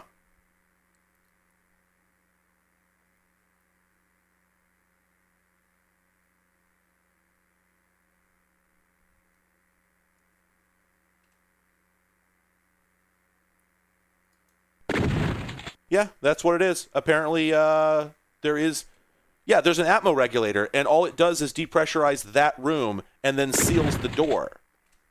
So, like, there is no way... Like, I can depressurize this room, but I can't depressurize the rest of it. 6 donation. Get 2 of them. Where is it? Jam the door? Oh, man. Oh, could you? I think this is going to cause a Gary's Mod, like, physics object freak out, if I'm honest. But let's see. What happens? Nope. Yeah, that's an unstoppable force. Yeah! Alright. Destroy it. So, yeah, I tried that before. I destroyed the door leading into the bigger room, and then when I go back to the airlock console, it's just like, womp womp, doesn't work anymore. Like, that was my first thought. I'm like, okay, we'll just destroy the door.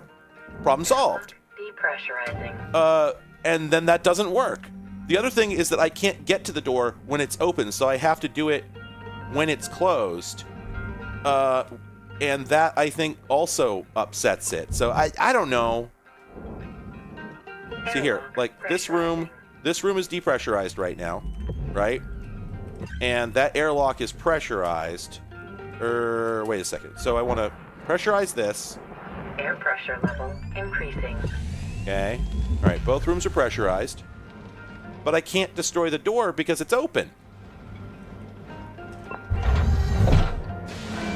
And it depressurizes as soon as I, Oh, wait a minute.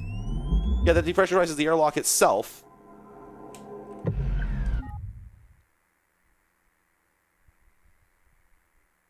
Like, At this point, I'm like, why do I care about doing it this way? I'll just blow the doors and depressurize the whole thing.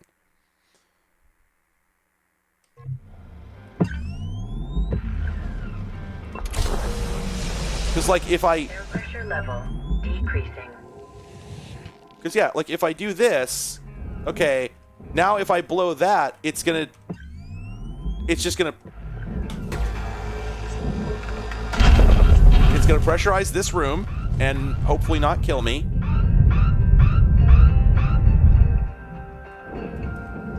And now I believe that compartment's depressurized, but all the other doors are still closed.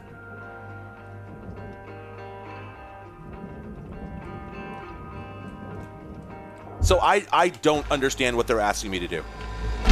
So I'm just gonna blow it all.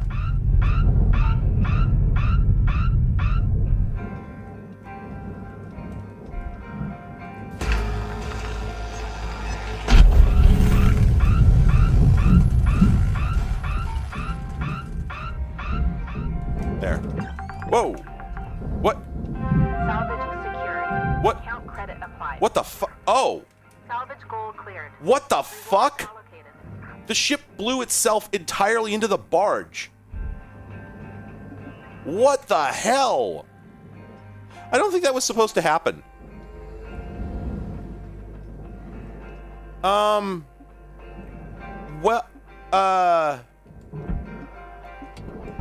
Well, that's one way to do it.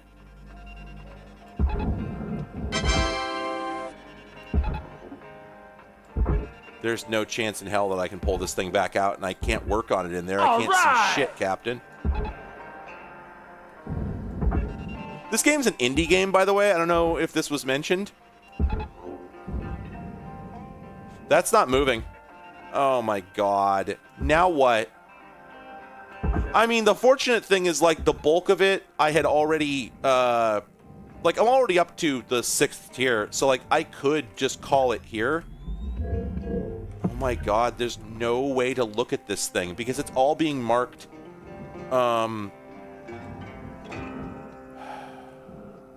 Wait, is this not an indie game? I don't know. I was told it was an indie game. Like, I don't know what to tell you. It sure feels like an indie game. It's janky as fuck. Yeah, I don't think there's any way to recover this. And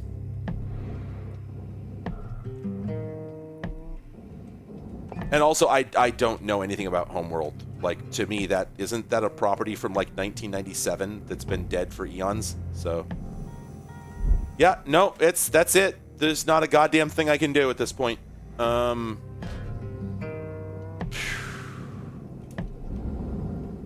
I mean, again, at least I did get most of it. This could have happened at a much worse time, but that is a little frustrating. Oh, okay. Yeah, no, I didn't know what scale the game was. I mean, yeah, I mean, jank means indie, all right? New certification level has been achieved. License level increased.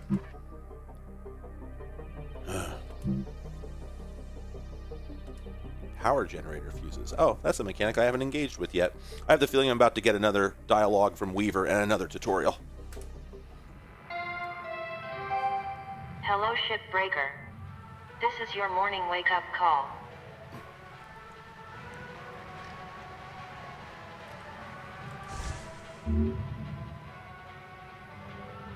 Okay. Oh, cool.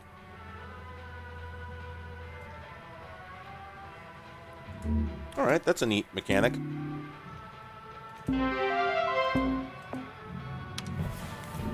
Got a bit of a surprise for you this morning, 52.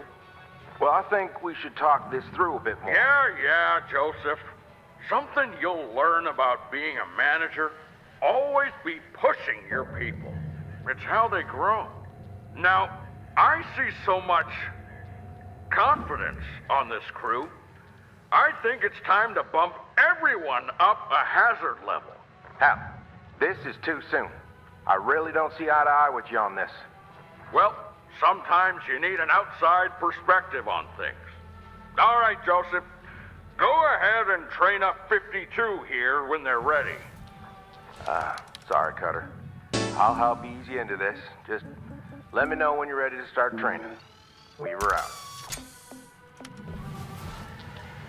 All right, it's training time.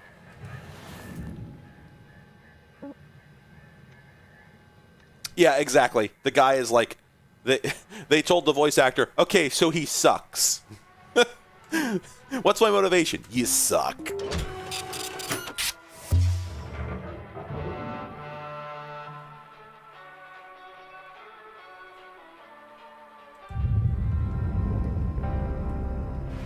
Hey there, Cutter.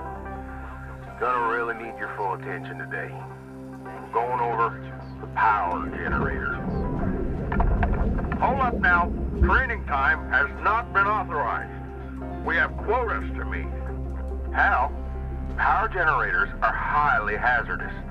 Joseph, you've got to promote self-sufficiency in your team. Let 52 here hash it out. Nothing like a spare or two to let the lesson sink in. Hal, Look, I gotta report if we're not hitting quotas. Don't want to draw Rye Paulson's attention now, right? all right, Cutter. I'm adding some tasks for you to follow for this shift only. Just make sure you pull them fuses before going for the power generator.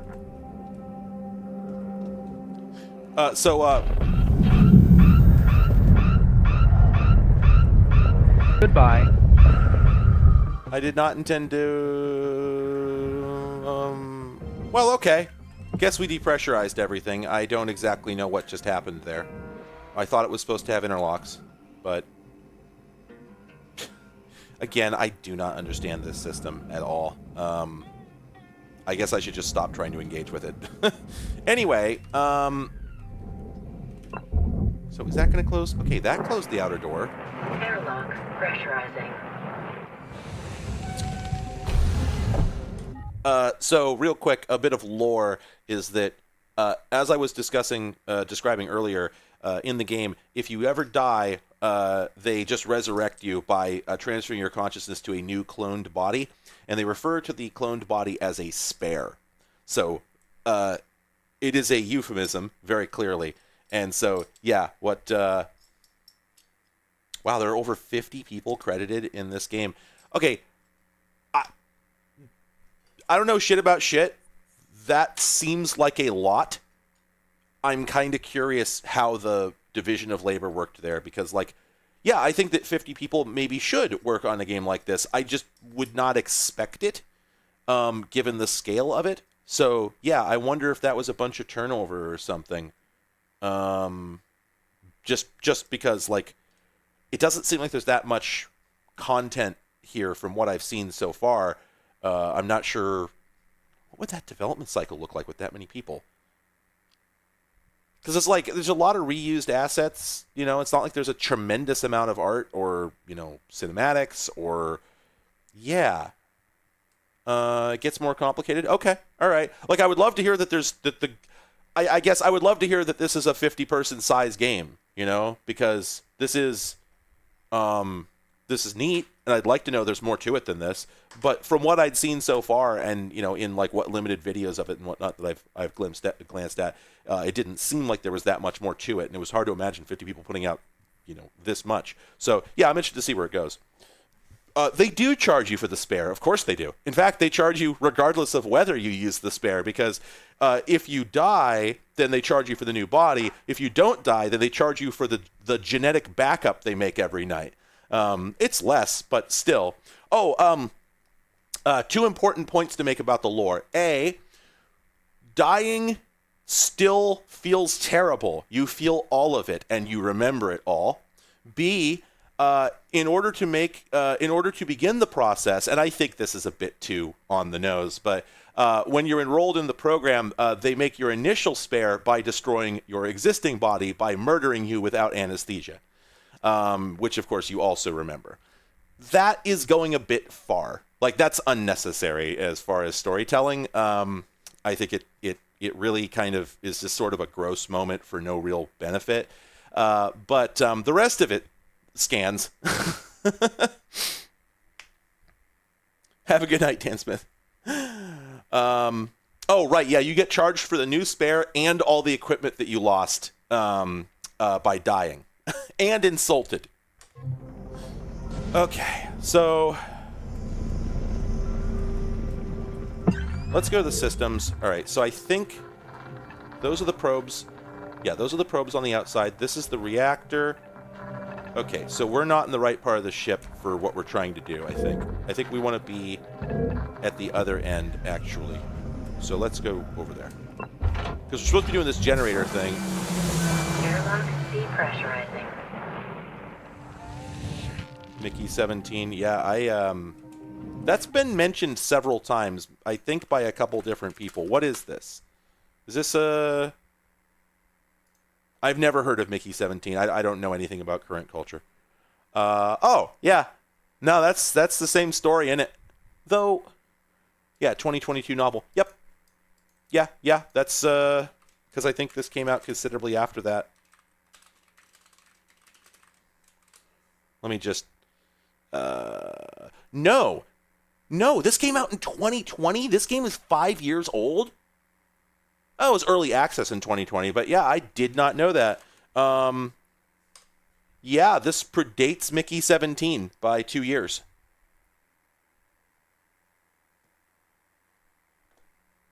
So that's interesting.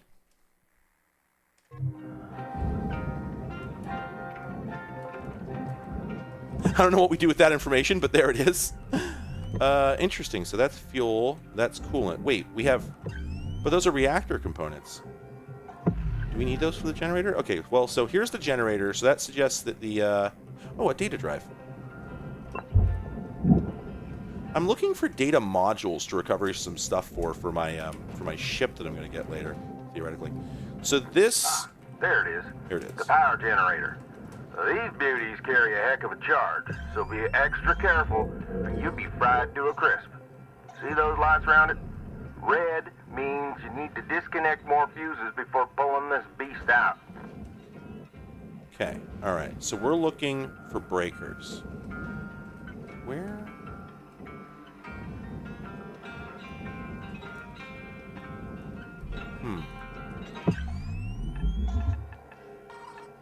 Okay, there's a light.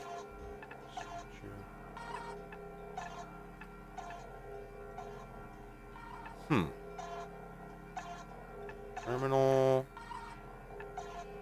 Oops. Light. Wonder if they show up on the scanner. 3 mode. donation. 3 donation. Thank you. Yeah, it is now looking like maybe Mickey 17 was inspired by this. Oh, here we go. Okay, yeah, they show up. Bright yellow. Okay. So that's the fuse. And then... Or sorry, that's... Give yourself a serious jolt, huh, Cutter? The timing takes practice. Find another and give it a go. Remember, wait for the red lights to be on. Oh.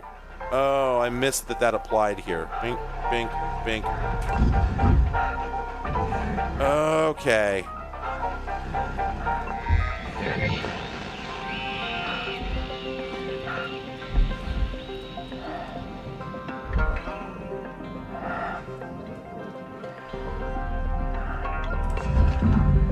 Well done, Cutter.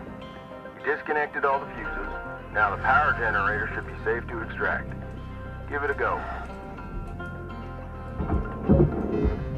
Whew. Safe pull. Well done, Cutter. The rest should be a breeze. Just place it on the old barge. Oh, this is still pressurized. Really? God damn it. The mental resources required to keep track of this are probably not a big deal for some people, but for others, they are. That's the moral of this story, literally. And again, you just, every time, I'm like, God, you idiot, you dipshit. But it's a hard fucking job.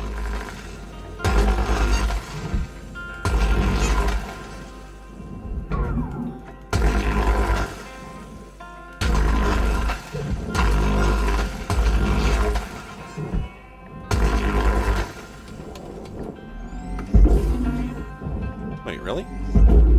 That's not coming out? I'm surprised by that. Huh. I guess I have to, I guess I'm gonna have to, go out and hit that with a tether. I thought it was light enough that I could push it. Alright, let's see. Is that enough to get the sides off? Yes.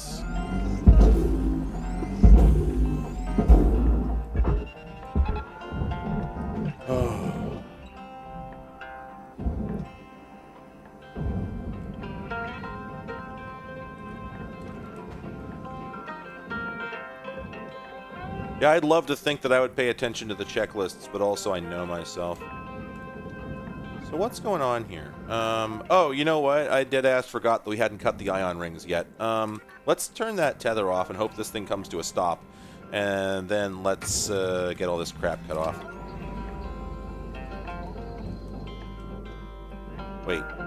Oh, I need explosives for these, don't I? Great job, Cutter. Now, just make sure to clear the area before detonating that bad boy. I wonder if I was supposed to have had a training session on these. Also, hey, you know what? I need to go take those other ones off because they are going to destroy the... Actually, shit, that's not even going to work. I've never used these before. There was, I think, maybe... Was there supposed to be a training session on these? Okay. Now, you sure your charge is in the right spot? Measure twice. What? Once, Cutter. No. Ready? Give that trigger a squeeze. Why can you throw them? Well, but like I was just never told how to use them, and apparently once they're on there, you can't take them off? Wait, can I? But no, because I didn't understand how to use them, so when I fire these off, they're going to destroy these ion rings. Like... No, I'm saying it's not training if it never told me how to use them. Like, I had no idea. I had no idea that they had a blast radius like that. I didn't even know that they were mandatory. I thought they were a nice to have. So yeah, I'm about to lose all these parts. I'm genuinely mad in the real world right now. Alright. Watch those ion rings turn into furnace fodder. Salvage. Please avoid damage. There, yep, there it goes. See, Cutter? That's how it's done. I have a comment. I don't know if you heard that, but they mixed the sound effect that they used for the detonator is the cell phone noise from the early 3G days that you'd pick up on your speakers. I'm very mad about that. Okay, yes, everybody noticed. Boy, hey, you want to know what's fucked up is... Processing object. You want to know what's fucked up is that everybody younger than you is not going to recognize that sound. At least I don't think it happens anymore, right? I don't think it's I'm pretty sure it's an artifact of an older version of the cell network. I don't think it's true of the LTE. Right? Because they changed something. Okay, cool.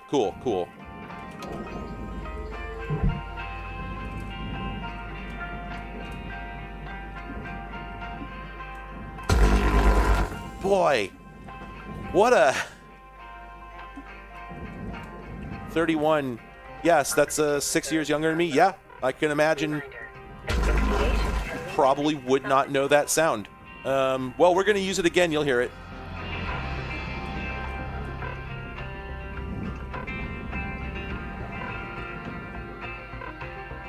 I also wonder if the actual cadence of it has changed, because the sound, the old sound was like and that specific cadence always seems so weird to me that it was so specific. Raw material deposited. All right.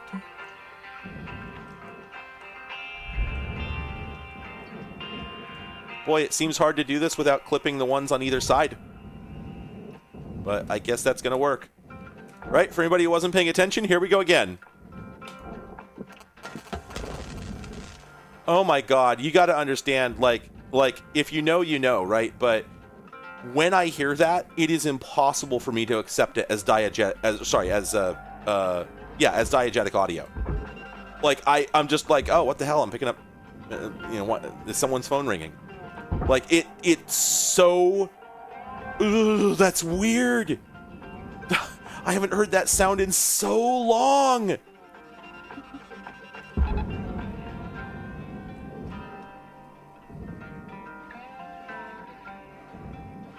It's like not just a beep per se. It's a weird chirping, buzzing noise.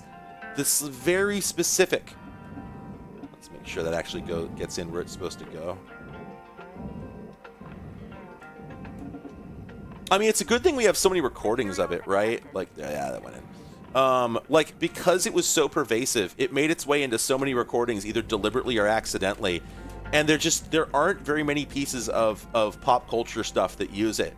But I have encountered it a couple times, and every time it's fascinating the effect it has on anybody who has been forced to deal with it as a fact of everyday life.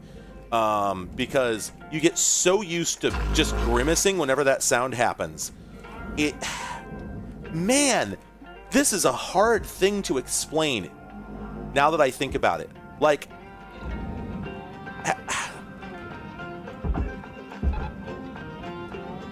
it's almost like a metaphysical thing. It's almost like you don't process that sound as happening in reality.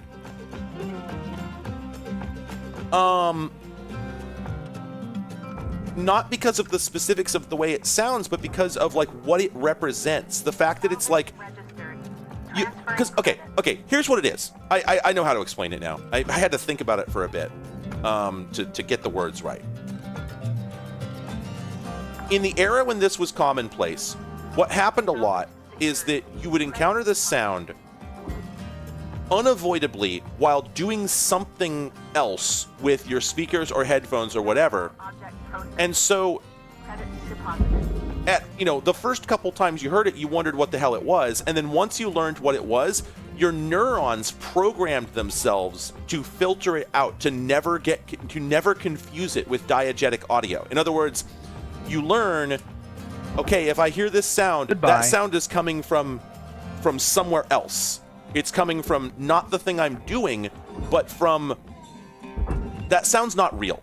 Basically, your brain programs itself to not process that as a real, actual sound that is happening, and you don't really have a place for that in your fucking cortex, right? Like there's nothing else that applies to. Here's a sound that must never be interpreted as a real sound, right? It's not a fictional sound. It is nothing. It must be perceived as nothing, and there's no model for that.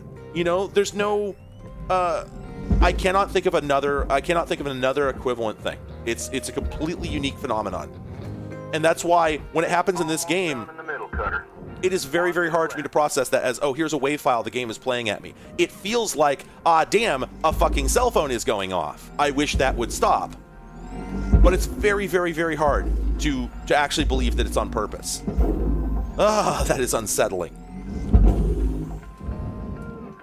It's like hearing a Discord notification in a YouTube video. Yeah, exactly. Like, you've learned this sound cannot be part of a piece of media. It can't be.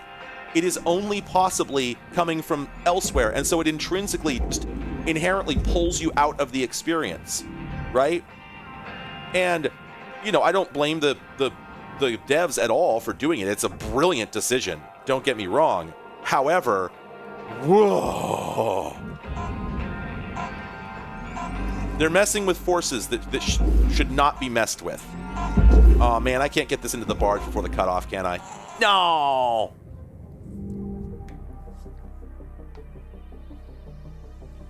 Yeah, exactly. It's the interference from the explosives. That's what it's supposed to be. And I know that that's the bit they're doing. But my brain won't let me believe that, even though I'm telling it, no, that's the sound from the tool.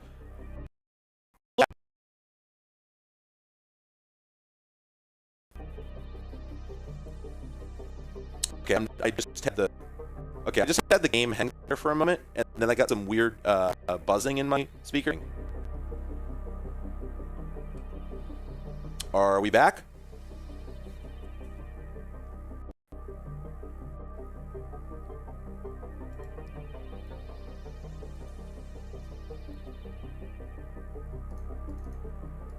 I'm just gonna check real quick and see if my graphics card crashed.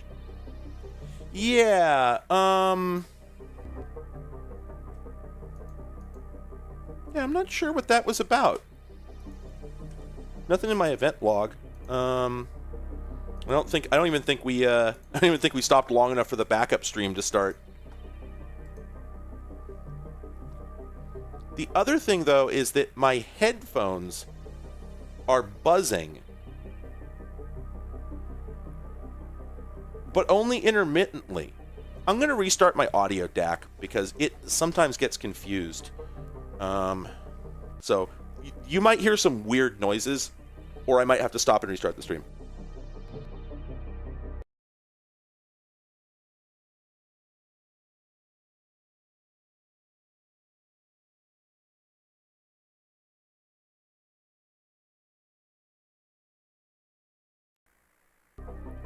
Okay, I think we're back.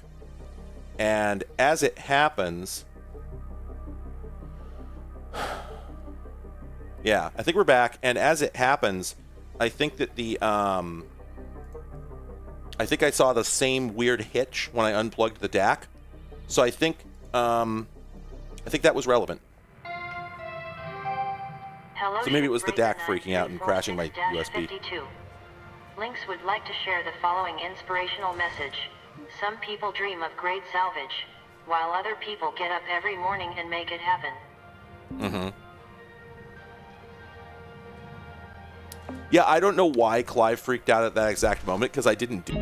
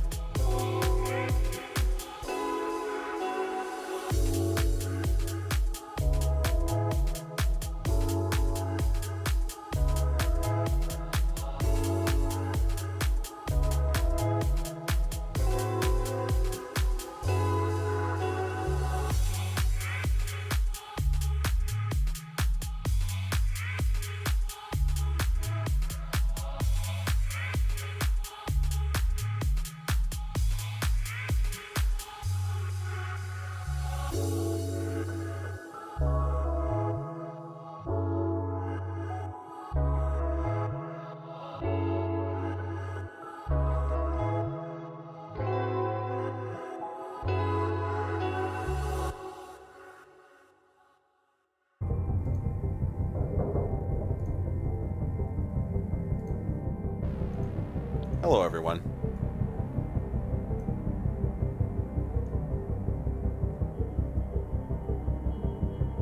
Just gonna wait here for a minute.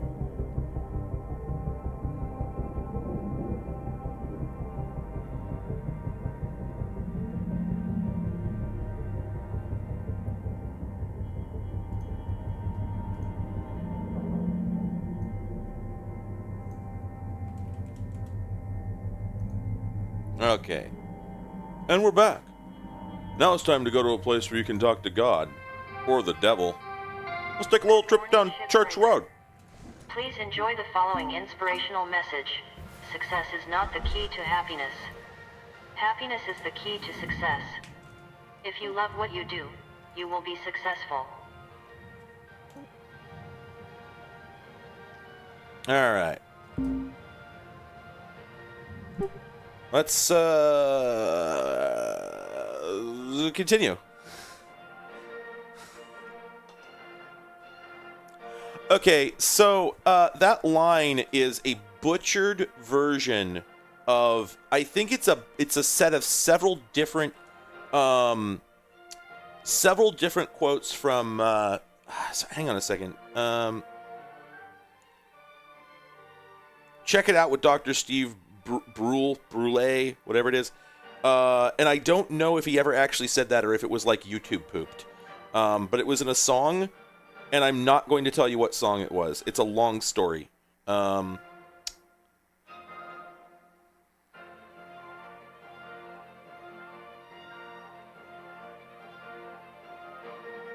think the bulk of it is accurate.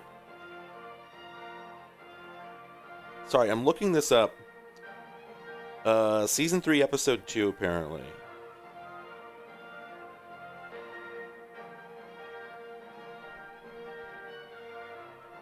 Gosh, wait. Is the quote from the... It is, right?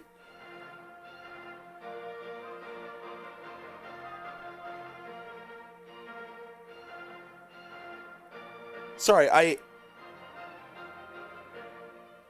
Huh. Searching this quote is also not turning it up. I know I have this damn... I know I have this sample.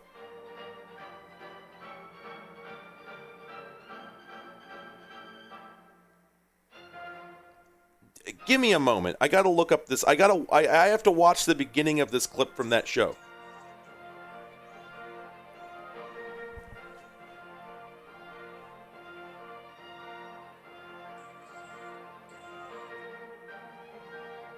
Hang on a second. Where's... I used to have a video clip from this episode, but it's not the one that everyone talks about online. What?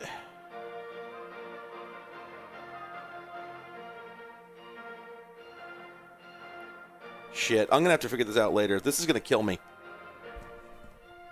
Alright.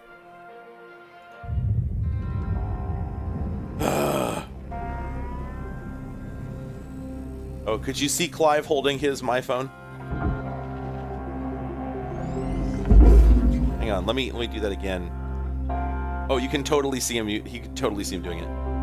Oh, you found the clip. Can you? I'm sure you can't drop a link in chat. So, can you just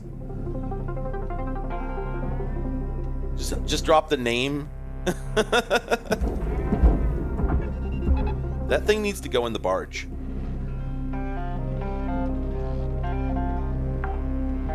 All right, what else are we doing?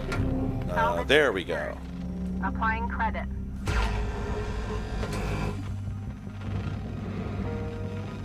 Is that the only thing holding this on? Or... Oh, no. Okay, it was just the sub panel. Okay. Oopsie.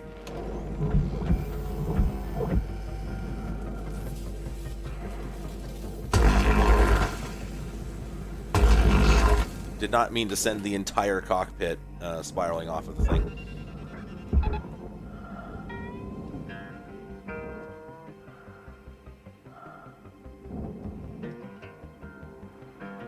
The breadcrumbs to locate the clip. I mean, you've got them. Like that's the lyric. That's the lyrics. I did the quote. Processing valuable object. Credit awarded.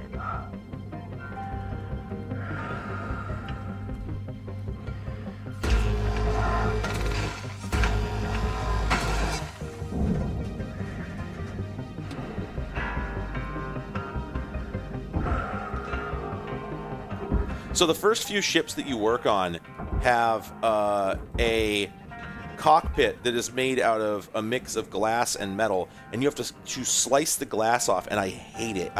Every time I detest doing it. Ow. Ooh, I thought that was gonna break my faceplate. Materials deposited. Salvage goal achieved. Rewards allocated. Shit. The cockpit does not weigh nearly as much as you would think.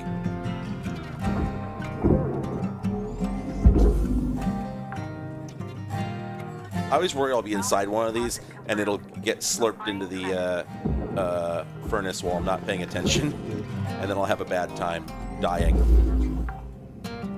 Is this a new... I think this is a new poster I don't have yet. Yep. Credits awarded. Oh man, I want some space beer. Probably sucks.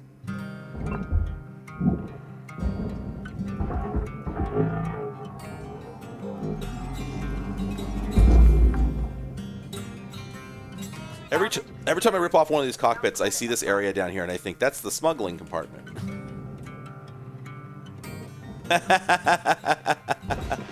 I was having a debate with Daria earlier over whether this game would exist without Firefly, because as much as so many people love to hate Firefly, I fucking adored it. I was young, so I didn't quite realize that. It turns out that Joss Whedon's writing is fantastic when you're 13, which I think just says everything it needs to.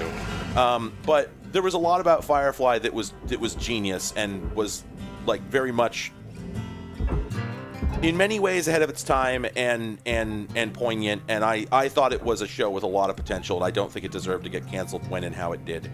However, she says that she thinks that the, space but with country music, slash space but with, sorry, I guess this would be more Western, right?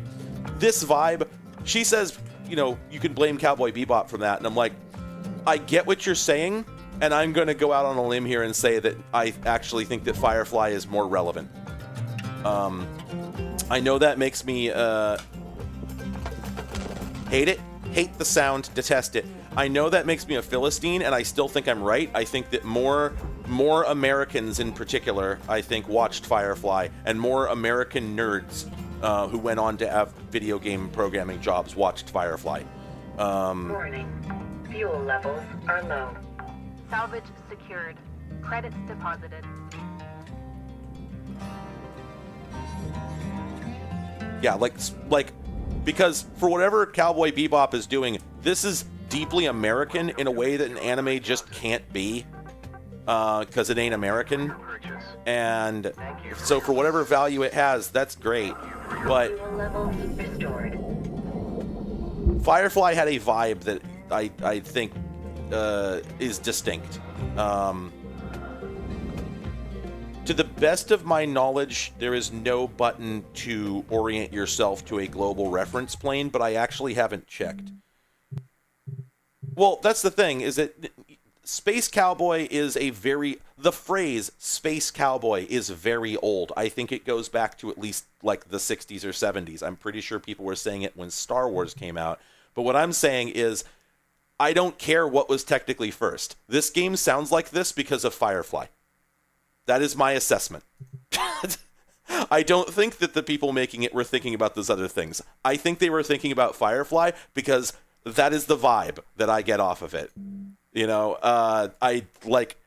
We could ask them, I suppose, but I'm saying that in the absence of evidence otherwise, and they may not even realize the connections because it's been through, that show is 24 years old.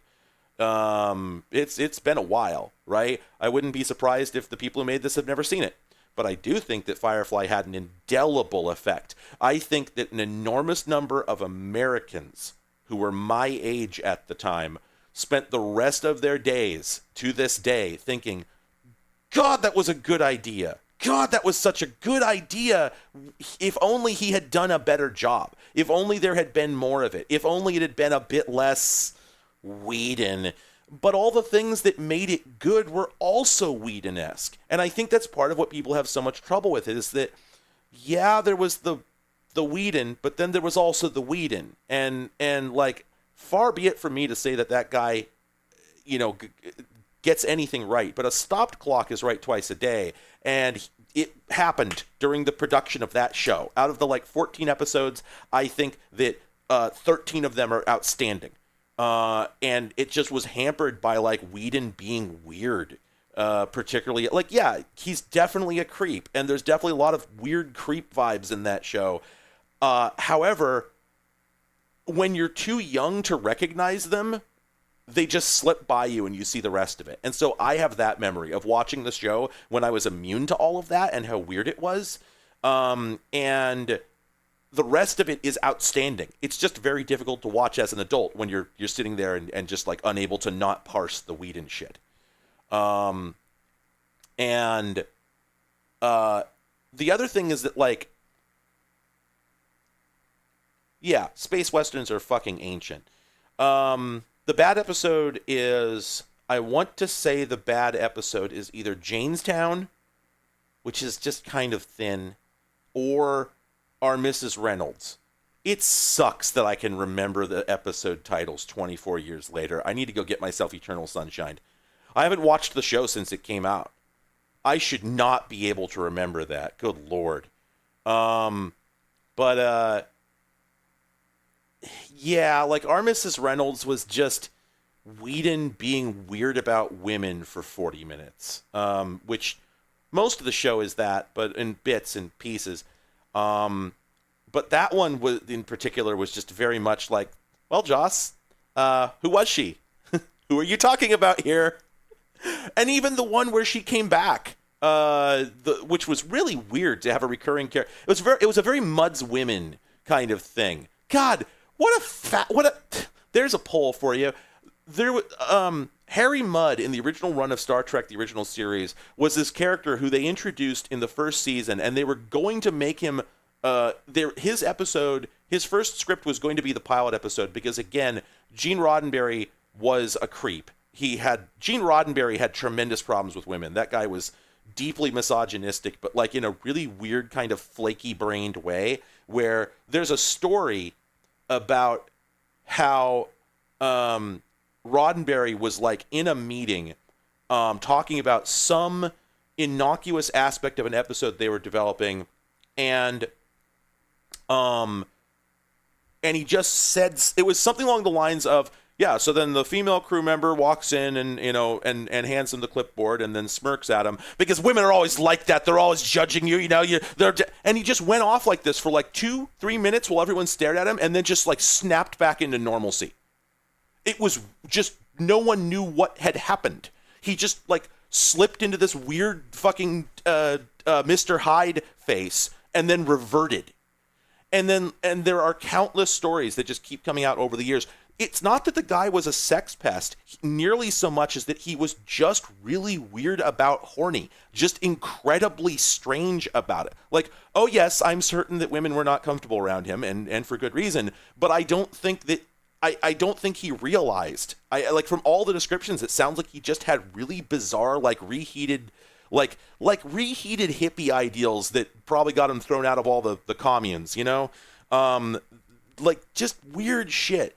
And so there were all these stories that have come out now about how, like, throughout the writing process for the original series, Gene Roddenberry kept trying to inject sex into all these scenes where, yes, it was not going to happen because it was the 60s and on, like, broadcast TV, but also it wasn't going to happen because it didn't make any sense. And it was just, like, really weird stuff.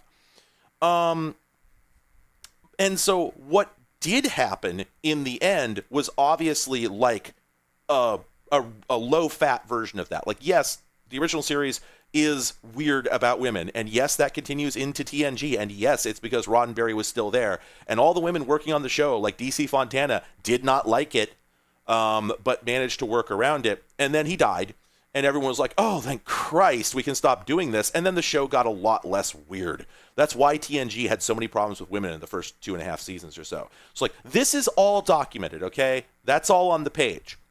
So, but apparently this was like a mode that Roddenberry would slip in and out of. So he would like keep doing good work and then self-sabotaging with these bizarre requests about like sex scenes and weird thoughts about women. And so apparently when the show was first floated, they presented 3 different pilots to Paramount, or I think it was CBS at the time. And of the 3 pilot proposals, one was The Cage, one was, I think, The Menagerie, or whatever. Maybe I'm mixing those up. I think that's the same episode. Sorry, it was The Cage. I can't remember the name of the real pilot. Anyway, and then the third one was, I think, Mudd's Women. And the network was like, we're not running an episode about space prostitutes as the pilot. That's not what we're doing, but go back in the room, Gene, and come back with something we can use. So anyway, all that happened.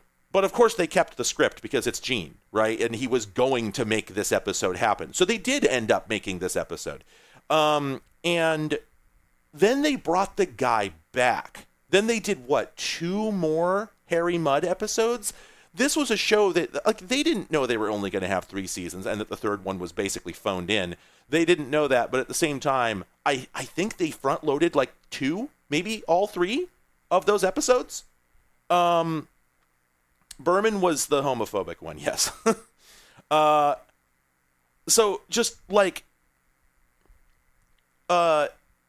it was weird enough that Roddenberry tried to put that in the initial run of episodes. It was even weirder that he endangered his brand new show by putting that episode out there in the first season, but even weirder to having an utterly blank slate to go back to the well 2 more times for Harry Mudd, who, it was an entertaining character perhaps, but that much? Really? Was he the richest vein they had struck at that point? I don't think so. Anyway, so I think it's fascinating to conceive of it this way. Firefly was, in a sense, an analog to the original Star Trek in so many ways. It got canceled long before its time. It was created by a guy with really weird ideas about women that kept coming out despite him otherwise doing great work. And he introduced a character and then went back to the well with that character in the very first season. It's like he was channeling Roddenberry all the way.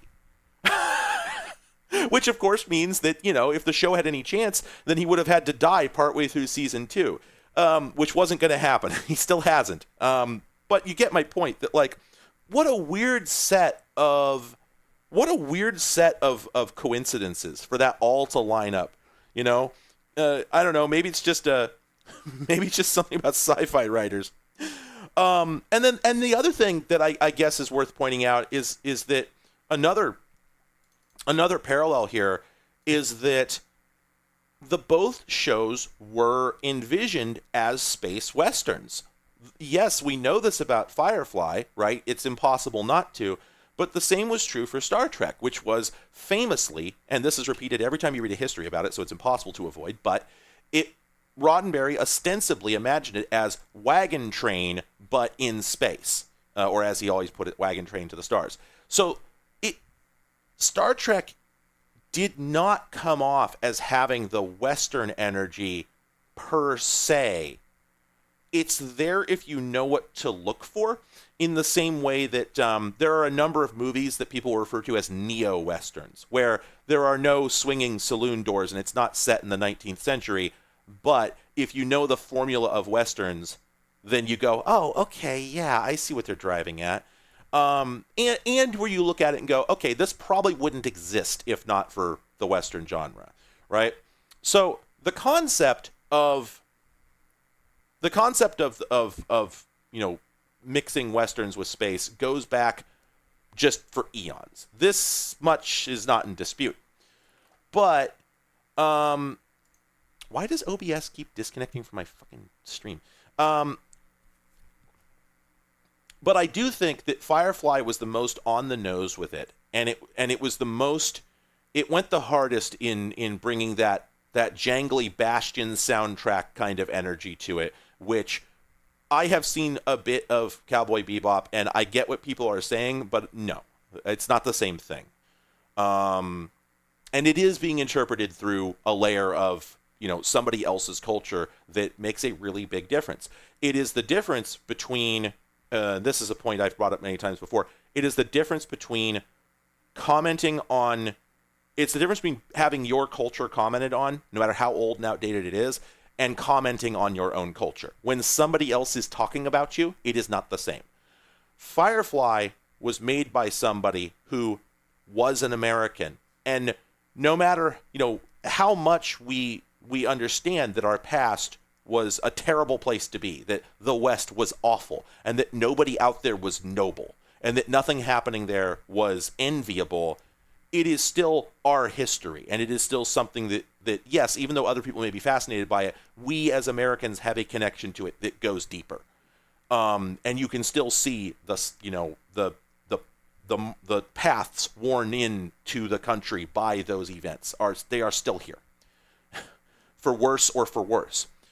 And I think that kind of sincerity is tangible in Firefly. It is palpable that Joss Whedon made this because even though, the life that he portrays for these characters is an awful one, created by the privations of frontier living, plus an apathetic government, plus malfeasance, plus all these other things, there is a romance to it that I think you need to be an American to feel. The same as you can say about any other culture and their history.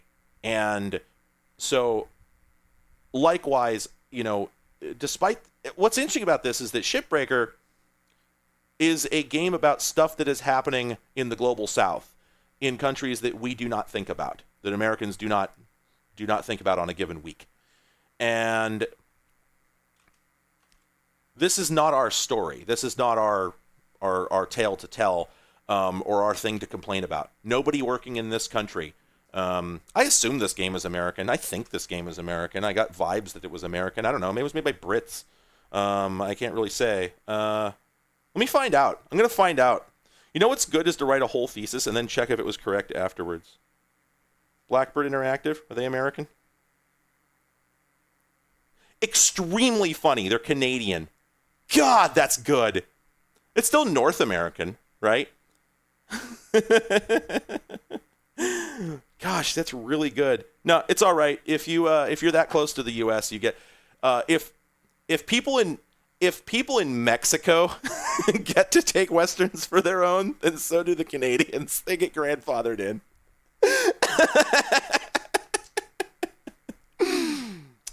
But yeah, right, yeah, as Mark Tinberg put it, the thing about Firefly is that Firefly is about the Civil War. And that's something that I think it's interesting because Civil Wars show up a lot in stuff, but again, I think that Americans have a unique perspective on the concept of Civil War because we've had exactly one of them, and we've had one of them. It was very recent, and it did catastrophic damage to our culture, which we have never recovered from. We are still dealing with the fallout from it, and I don't think that we'll ever actually be over it. And it was also over something terrible, just unbelievably bad that never should have been a thing in the first place. And I don't, I can't speak for people in other places, but I feel like if you're French, I feel like probably you don't have much feelings about any of your civil wars. I can't imagine, because wasn't the last one like many hundreds of years ago and not at all relevant to anything happening now? I could be wrong, but all I can say is that for Americans, the Civil War is, even if you know nothing about it, it continues to hold tremendous cachet. And of course, in the last 50 years, but particularly the last 20, we have very much been forced to confront all the shit that led to it and that was never resolved, right? And so it is clear and present and here right now in the room with us. It has not ended. It may not ever end. And Firefly, the one problem with that, as far as Firefly, is the fact that if they were going to give their Confederates something on par with slavery, they didn't get far enough to do it. And I also am not 100% sure which side won and who I'm supposed to be rooting for. I don't know if I was ever sure I don't know that I was ever sure if Malcolm Reynolds was a Confederate or not. It was not 100% clear to me. So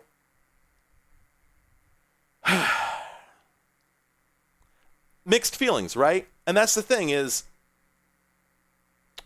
there's a lot of mixed feelings if you start actually looking into some of this shit, right? And I think that one of the very few pieces of media, because we don't do much with Westerns in video games, right? Other than back in the 80s and 90s, we had a bunch of just silly, carnival games basically on the NES and whatnot that were Western themed. There have not been a lot of really, in-depth Western video games. And I have not watched a lot of Western films, so I don't know how much they interrogate the realities of the Civil War. But Red Dead Redemption 2 does. There's some stuff in there about it. And I've seen a couple other things. And I think that Firefly was heading for that. I think it was. Have a good night, CJ. I think it was on its way to start addressing some of that a little more directly. And there were some theories. I remember back in the day, people were saying that that's why Fox dropped it, because they thought that they were going to that they were going to start discussing some difficult topics that were not in line with the network's politics, which is thin because Fox runs a lot of stuff. Fox runs a lot of stuff. I'm not going to say they give equal weight to different perspectives, but I'm just saying, no, I don't think that has anything to do with it. I think they just thought it wouldn't be profitable. But it is interesting that people made those connections back in the day. That 24 years ago when this was first happening, that people very quickly went, I wonder if the network was afraid of some points they were going to make. I don't think they were, but I in retrospect, I'm surprised that people even made that connection, In any case, I would be very curious.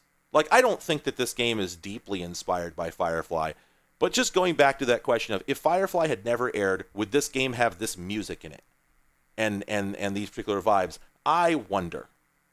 My personal thought, no, I don't think so. But that's one of those just ass polls where you're just like, my gut says this is the case, and I really have nothing more than that. But I'd love to hear it from one of the devs.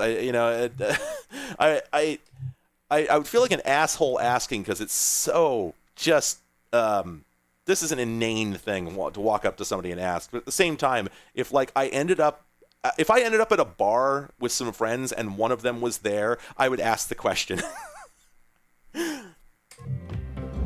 Yeah, like a lot of this is just Wayland Yutani. Like Alien/Aliens provided the template for corporations in space. That much is indisputable. But then they've typically when people do that trope, they tend to do it using the rest of the Aliens vibe. And this game is interesting in taking more of a again, I made the analogy earlier to truckers. And a funny thing happened to me on the way to the forum and also while playing this, which is that the other night as I was playing this game, I decided to listen to a couple of songs on Spotify, and Spotify's got its algorithm. And when the song was done, it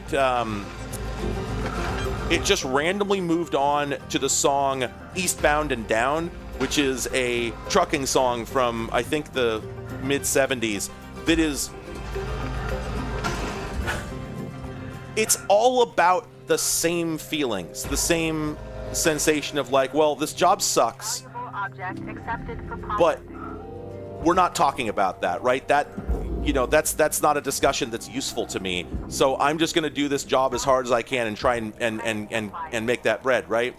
And so all the the stereotypes about all the trucker culture of the 70s in particular being all about breaking the law and avoiding the cops, that's all right there in the text of the song, right? And I understand why somebody would have celebrated this. It is an absolute banger, by the way. Incredible fucking track. But it's interesting because, yeah, what this game has basically done is it has merged. Does this music mean something? I feel like this music means something. Did I just trigger an event? I don't think so. All right, anyway, this game has merged the like Wayland-Yutani, corporate hell future with like a trucker culture kind of energy, which I think works really well.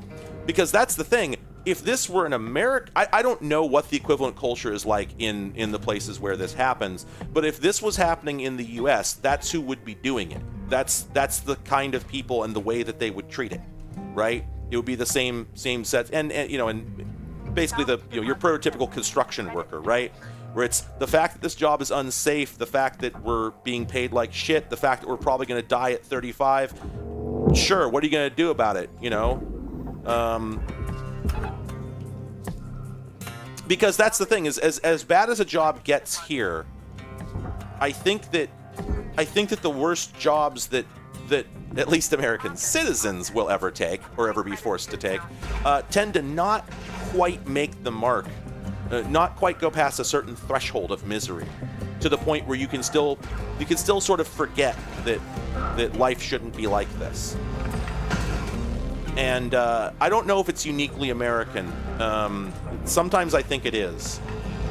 That we have just enough worker protections in place that it never gets quite bad enough. There are some really bad jobs that destroy people's bodies and minds and prospects and everything.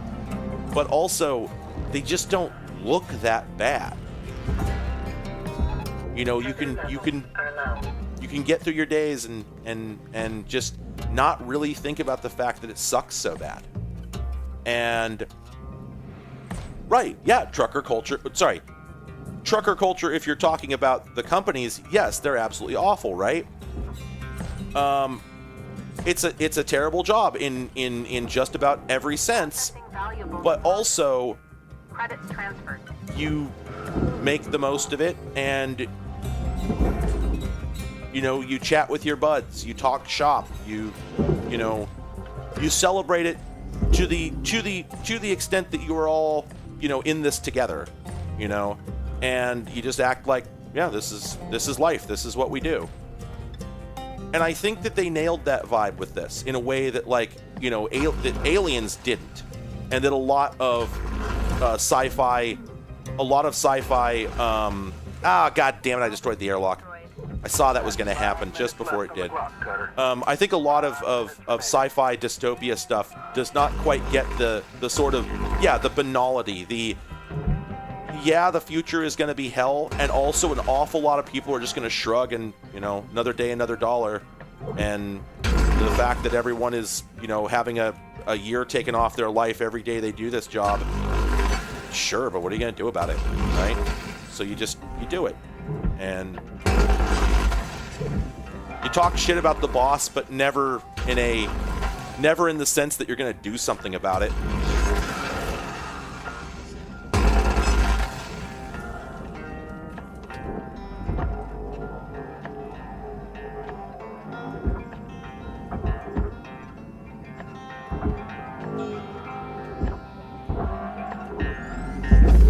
Shit! Just hit that coolant tank. I don't know if I can stop that from leaking. I don't know if that's going to explode. I've never dealt with coolant before. Let's see if we can get this thing into the barge so I don't have to worry about it.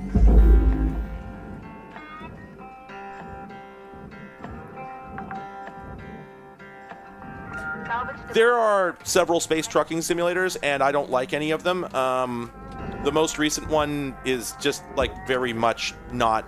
It's too corny. And then the other ones I've seen were too banal, were too, yeah. I haven't seen anything that did it for me, unfortunately. But I think there's a lot of meat on that bone. I think that there's room here for something. I think there's room here for something like very iconic. But I don't think anybody's done it yet. Not that I've seen. Okay, I don't have time to take this apart before my shift ends.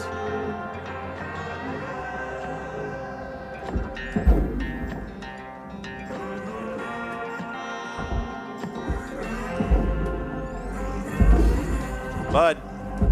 There you go. Salvage deposited. Applying credit to account.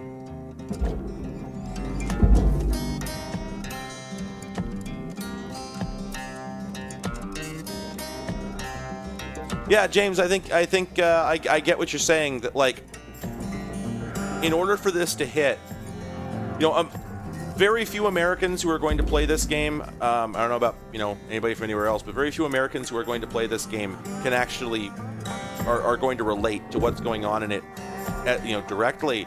But boy, we have certainly started to see how many people know somebody who's how many people know somebody who's driven for Uber or Lyft and just like, well, my car's ruined because I put 500,000 miles on it driving for these people, and I don't have a single penny to my name to pay for it, so I don't have a job and I don't have a car, and this whole thing is net negative. But it sure seemed like a good idea at the time. They were certainly happy to sign me up, and the numbers all seemed to make sense, and then I just found myself upside down in it. This was supposed to be a job. This was supposed to rescue me from, from hopeless unemployment. And instead, it's simply made things unimaginably worse with no obvious solution. And even that's a pretty cushy problem to have, all things considered. But the point is that 25 years ago, even 15 years ago, most of this sort of thing didn't exist. We have created a lot of really exploitative jobs that a lot of wealthier people like me can actually see up close. The worst job I ever had was not very bad. Let's just put it that way. Hello, but boy, howdy. Enjoy this inspirational message. The last 10% of It is a lot easier these days, even if you're a computer programmer who has an email job, to know somebody who has a job much worse than yours, and to have an idea how some people are living.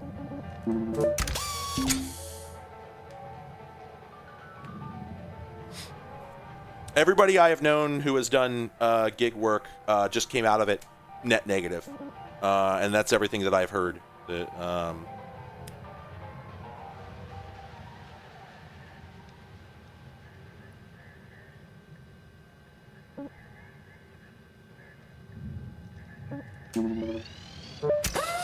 that makes the demo charges more reliable. We should take that. And also, oh, that spent most of my tokens. Okay. Oh yeah, I've heard that FedEx package handler is a terrible job.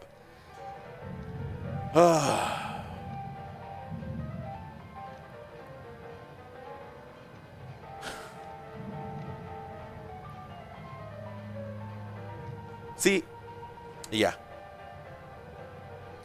Give me 1 second. I'll be right back. Or actually, you know what?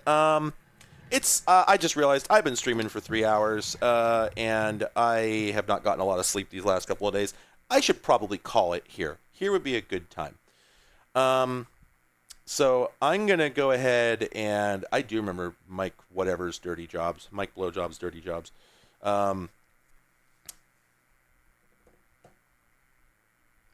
It is kind of amazing how many jobs I have seen people say, like, God, I wish I had that job about something just abjectly terrible. And the thing is, a lot of the time it's coming from people who, and I know this doesn't apply to you, Zero, but a lot of the time it's coming from people who have jobs that are, by all measures, incredibly cushy, but the feeling of hopelessness and just creeping dread at the idea that you're never leaving it except for something that's pretty much the same, and that everything you're doing is a waste. I think that I don't want to give too much credit here, because I have certainly seen evidence that this is not happening as much as we wish it was. But I think that as much as it is easy to say that email jobs are not real labor and therefore do not produce feelings of radicalism and the desire to improve our world, because, hey, you've got a cushy job, so why do you see a need to fix anything? One thing I think people in those jobs, whether they're programming or any other, really anything else that takes place in an office, I think something that is becoming increasingly harder to ignore is the fact that all your work is so pointless. This was known, this was recognized decades ago. You know, it's what Office Space is about, though that is about a programming job, but still. It's one where actually the work he was doing was important. It was the fucking Y2K bug. It would have been catastrophic. It really did matter. And yet the knowledge that it would not matter for him, that it would not actually materially improve his life, and that when he quit that job, everything he had accomplished would count for nothing, that, I think, is more and more visceral as time goes on. There are so many people now who are in all kinds of information-based jobs who are realizing, or have known for a long time and aren't sure what to do about it, that no matter how hard you work on the company's web page or web app, it will never matter. No one's going to notice it. No one you work with is ever going to praise you for it. No one's ever going to be glad that it was created, and chances are that it will exist for 6 months at best before it gets thrown away and replaced with something else. And that's assuming that it even gets released. You know, in so many cases, you can do all this work and then it all just gets thrown away and never released at all. And so, in the face of all that, it's getting increasingly difficult, I think, for people to ignore the fact that even the cushy jobs are soul-sucking and empty.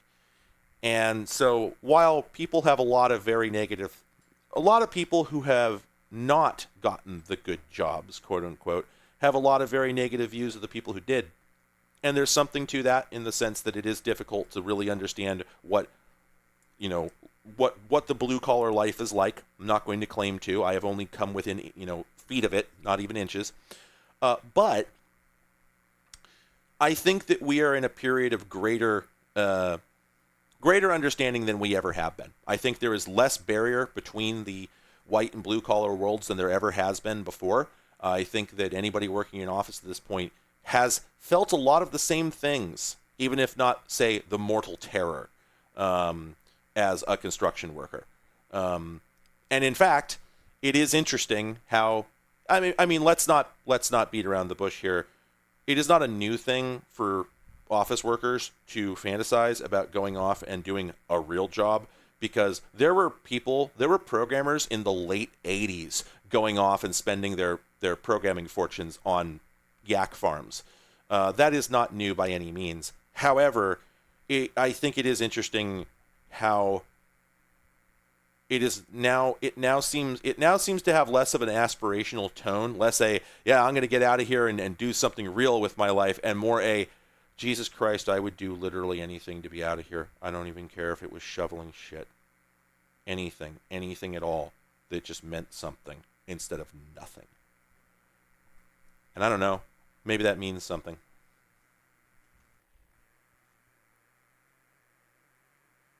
Anyway, thanks for joining. Everybody have a good night. Clive, that's not a thumbs up. Clive, you're ruining my joke. Clive, my man. Goodbye. No, why can't he's having so... What if I put it up here? No, that's not it. That's not a thumbs up. Goodbye. I was going for an ironic gesture, and instead you've exploded. Well, maybe that's its own kind of message. Happy Thanksgiving, everyone. Wait, can he do this? Well, at least he can do that.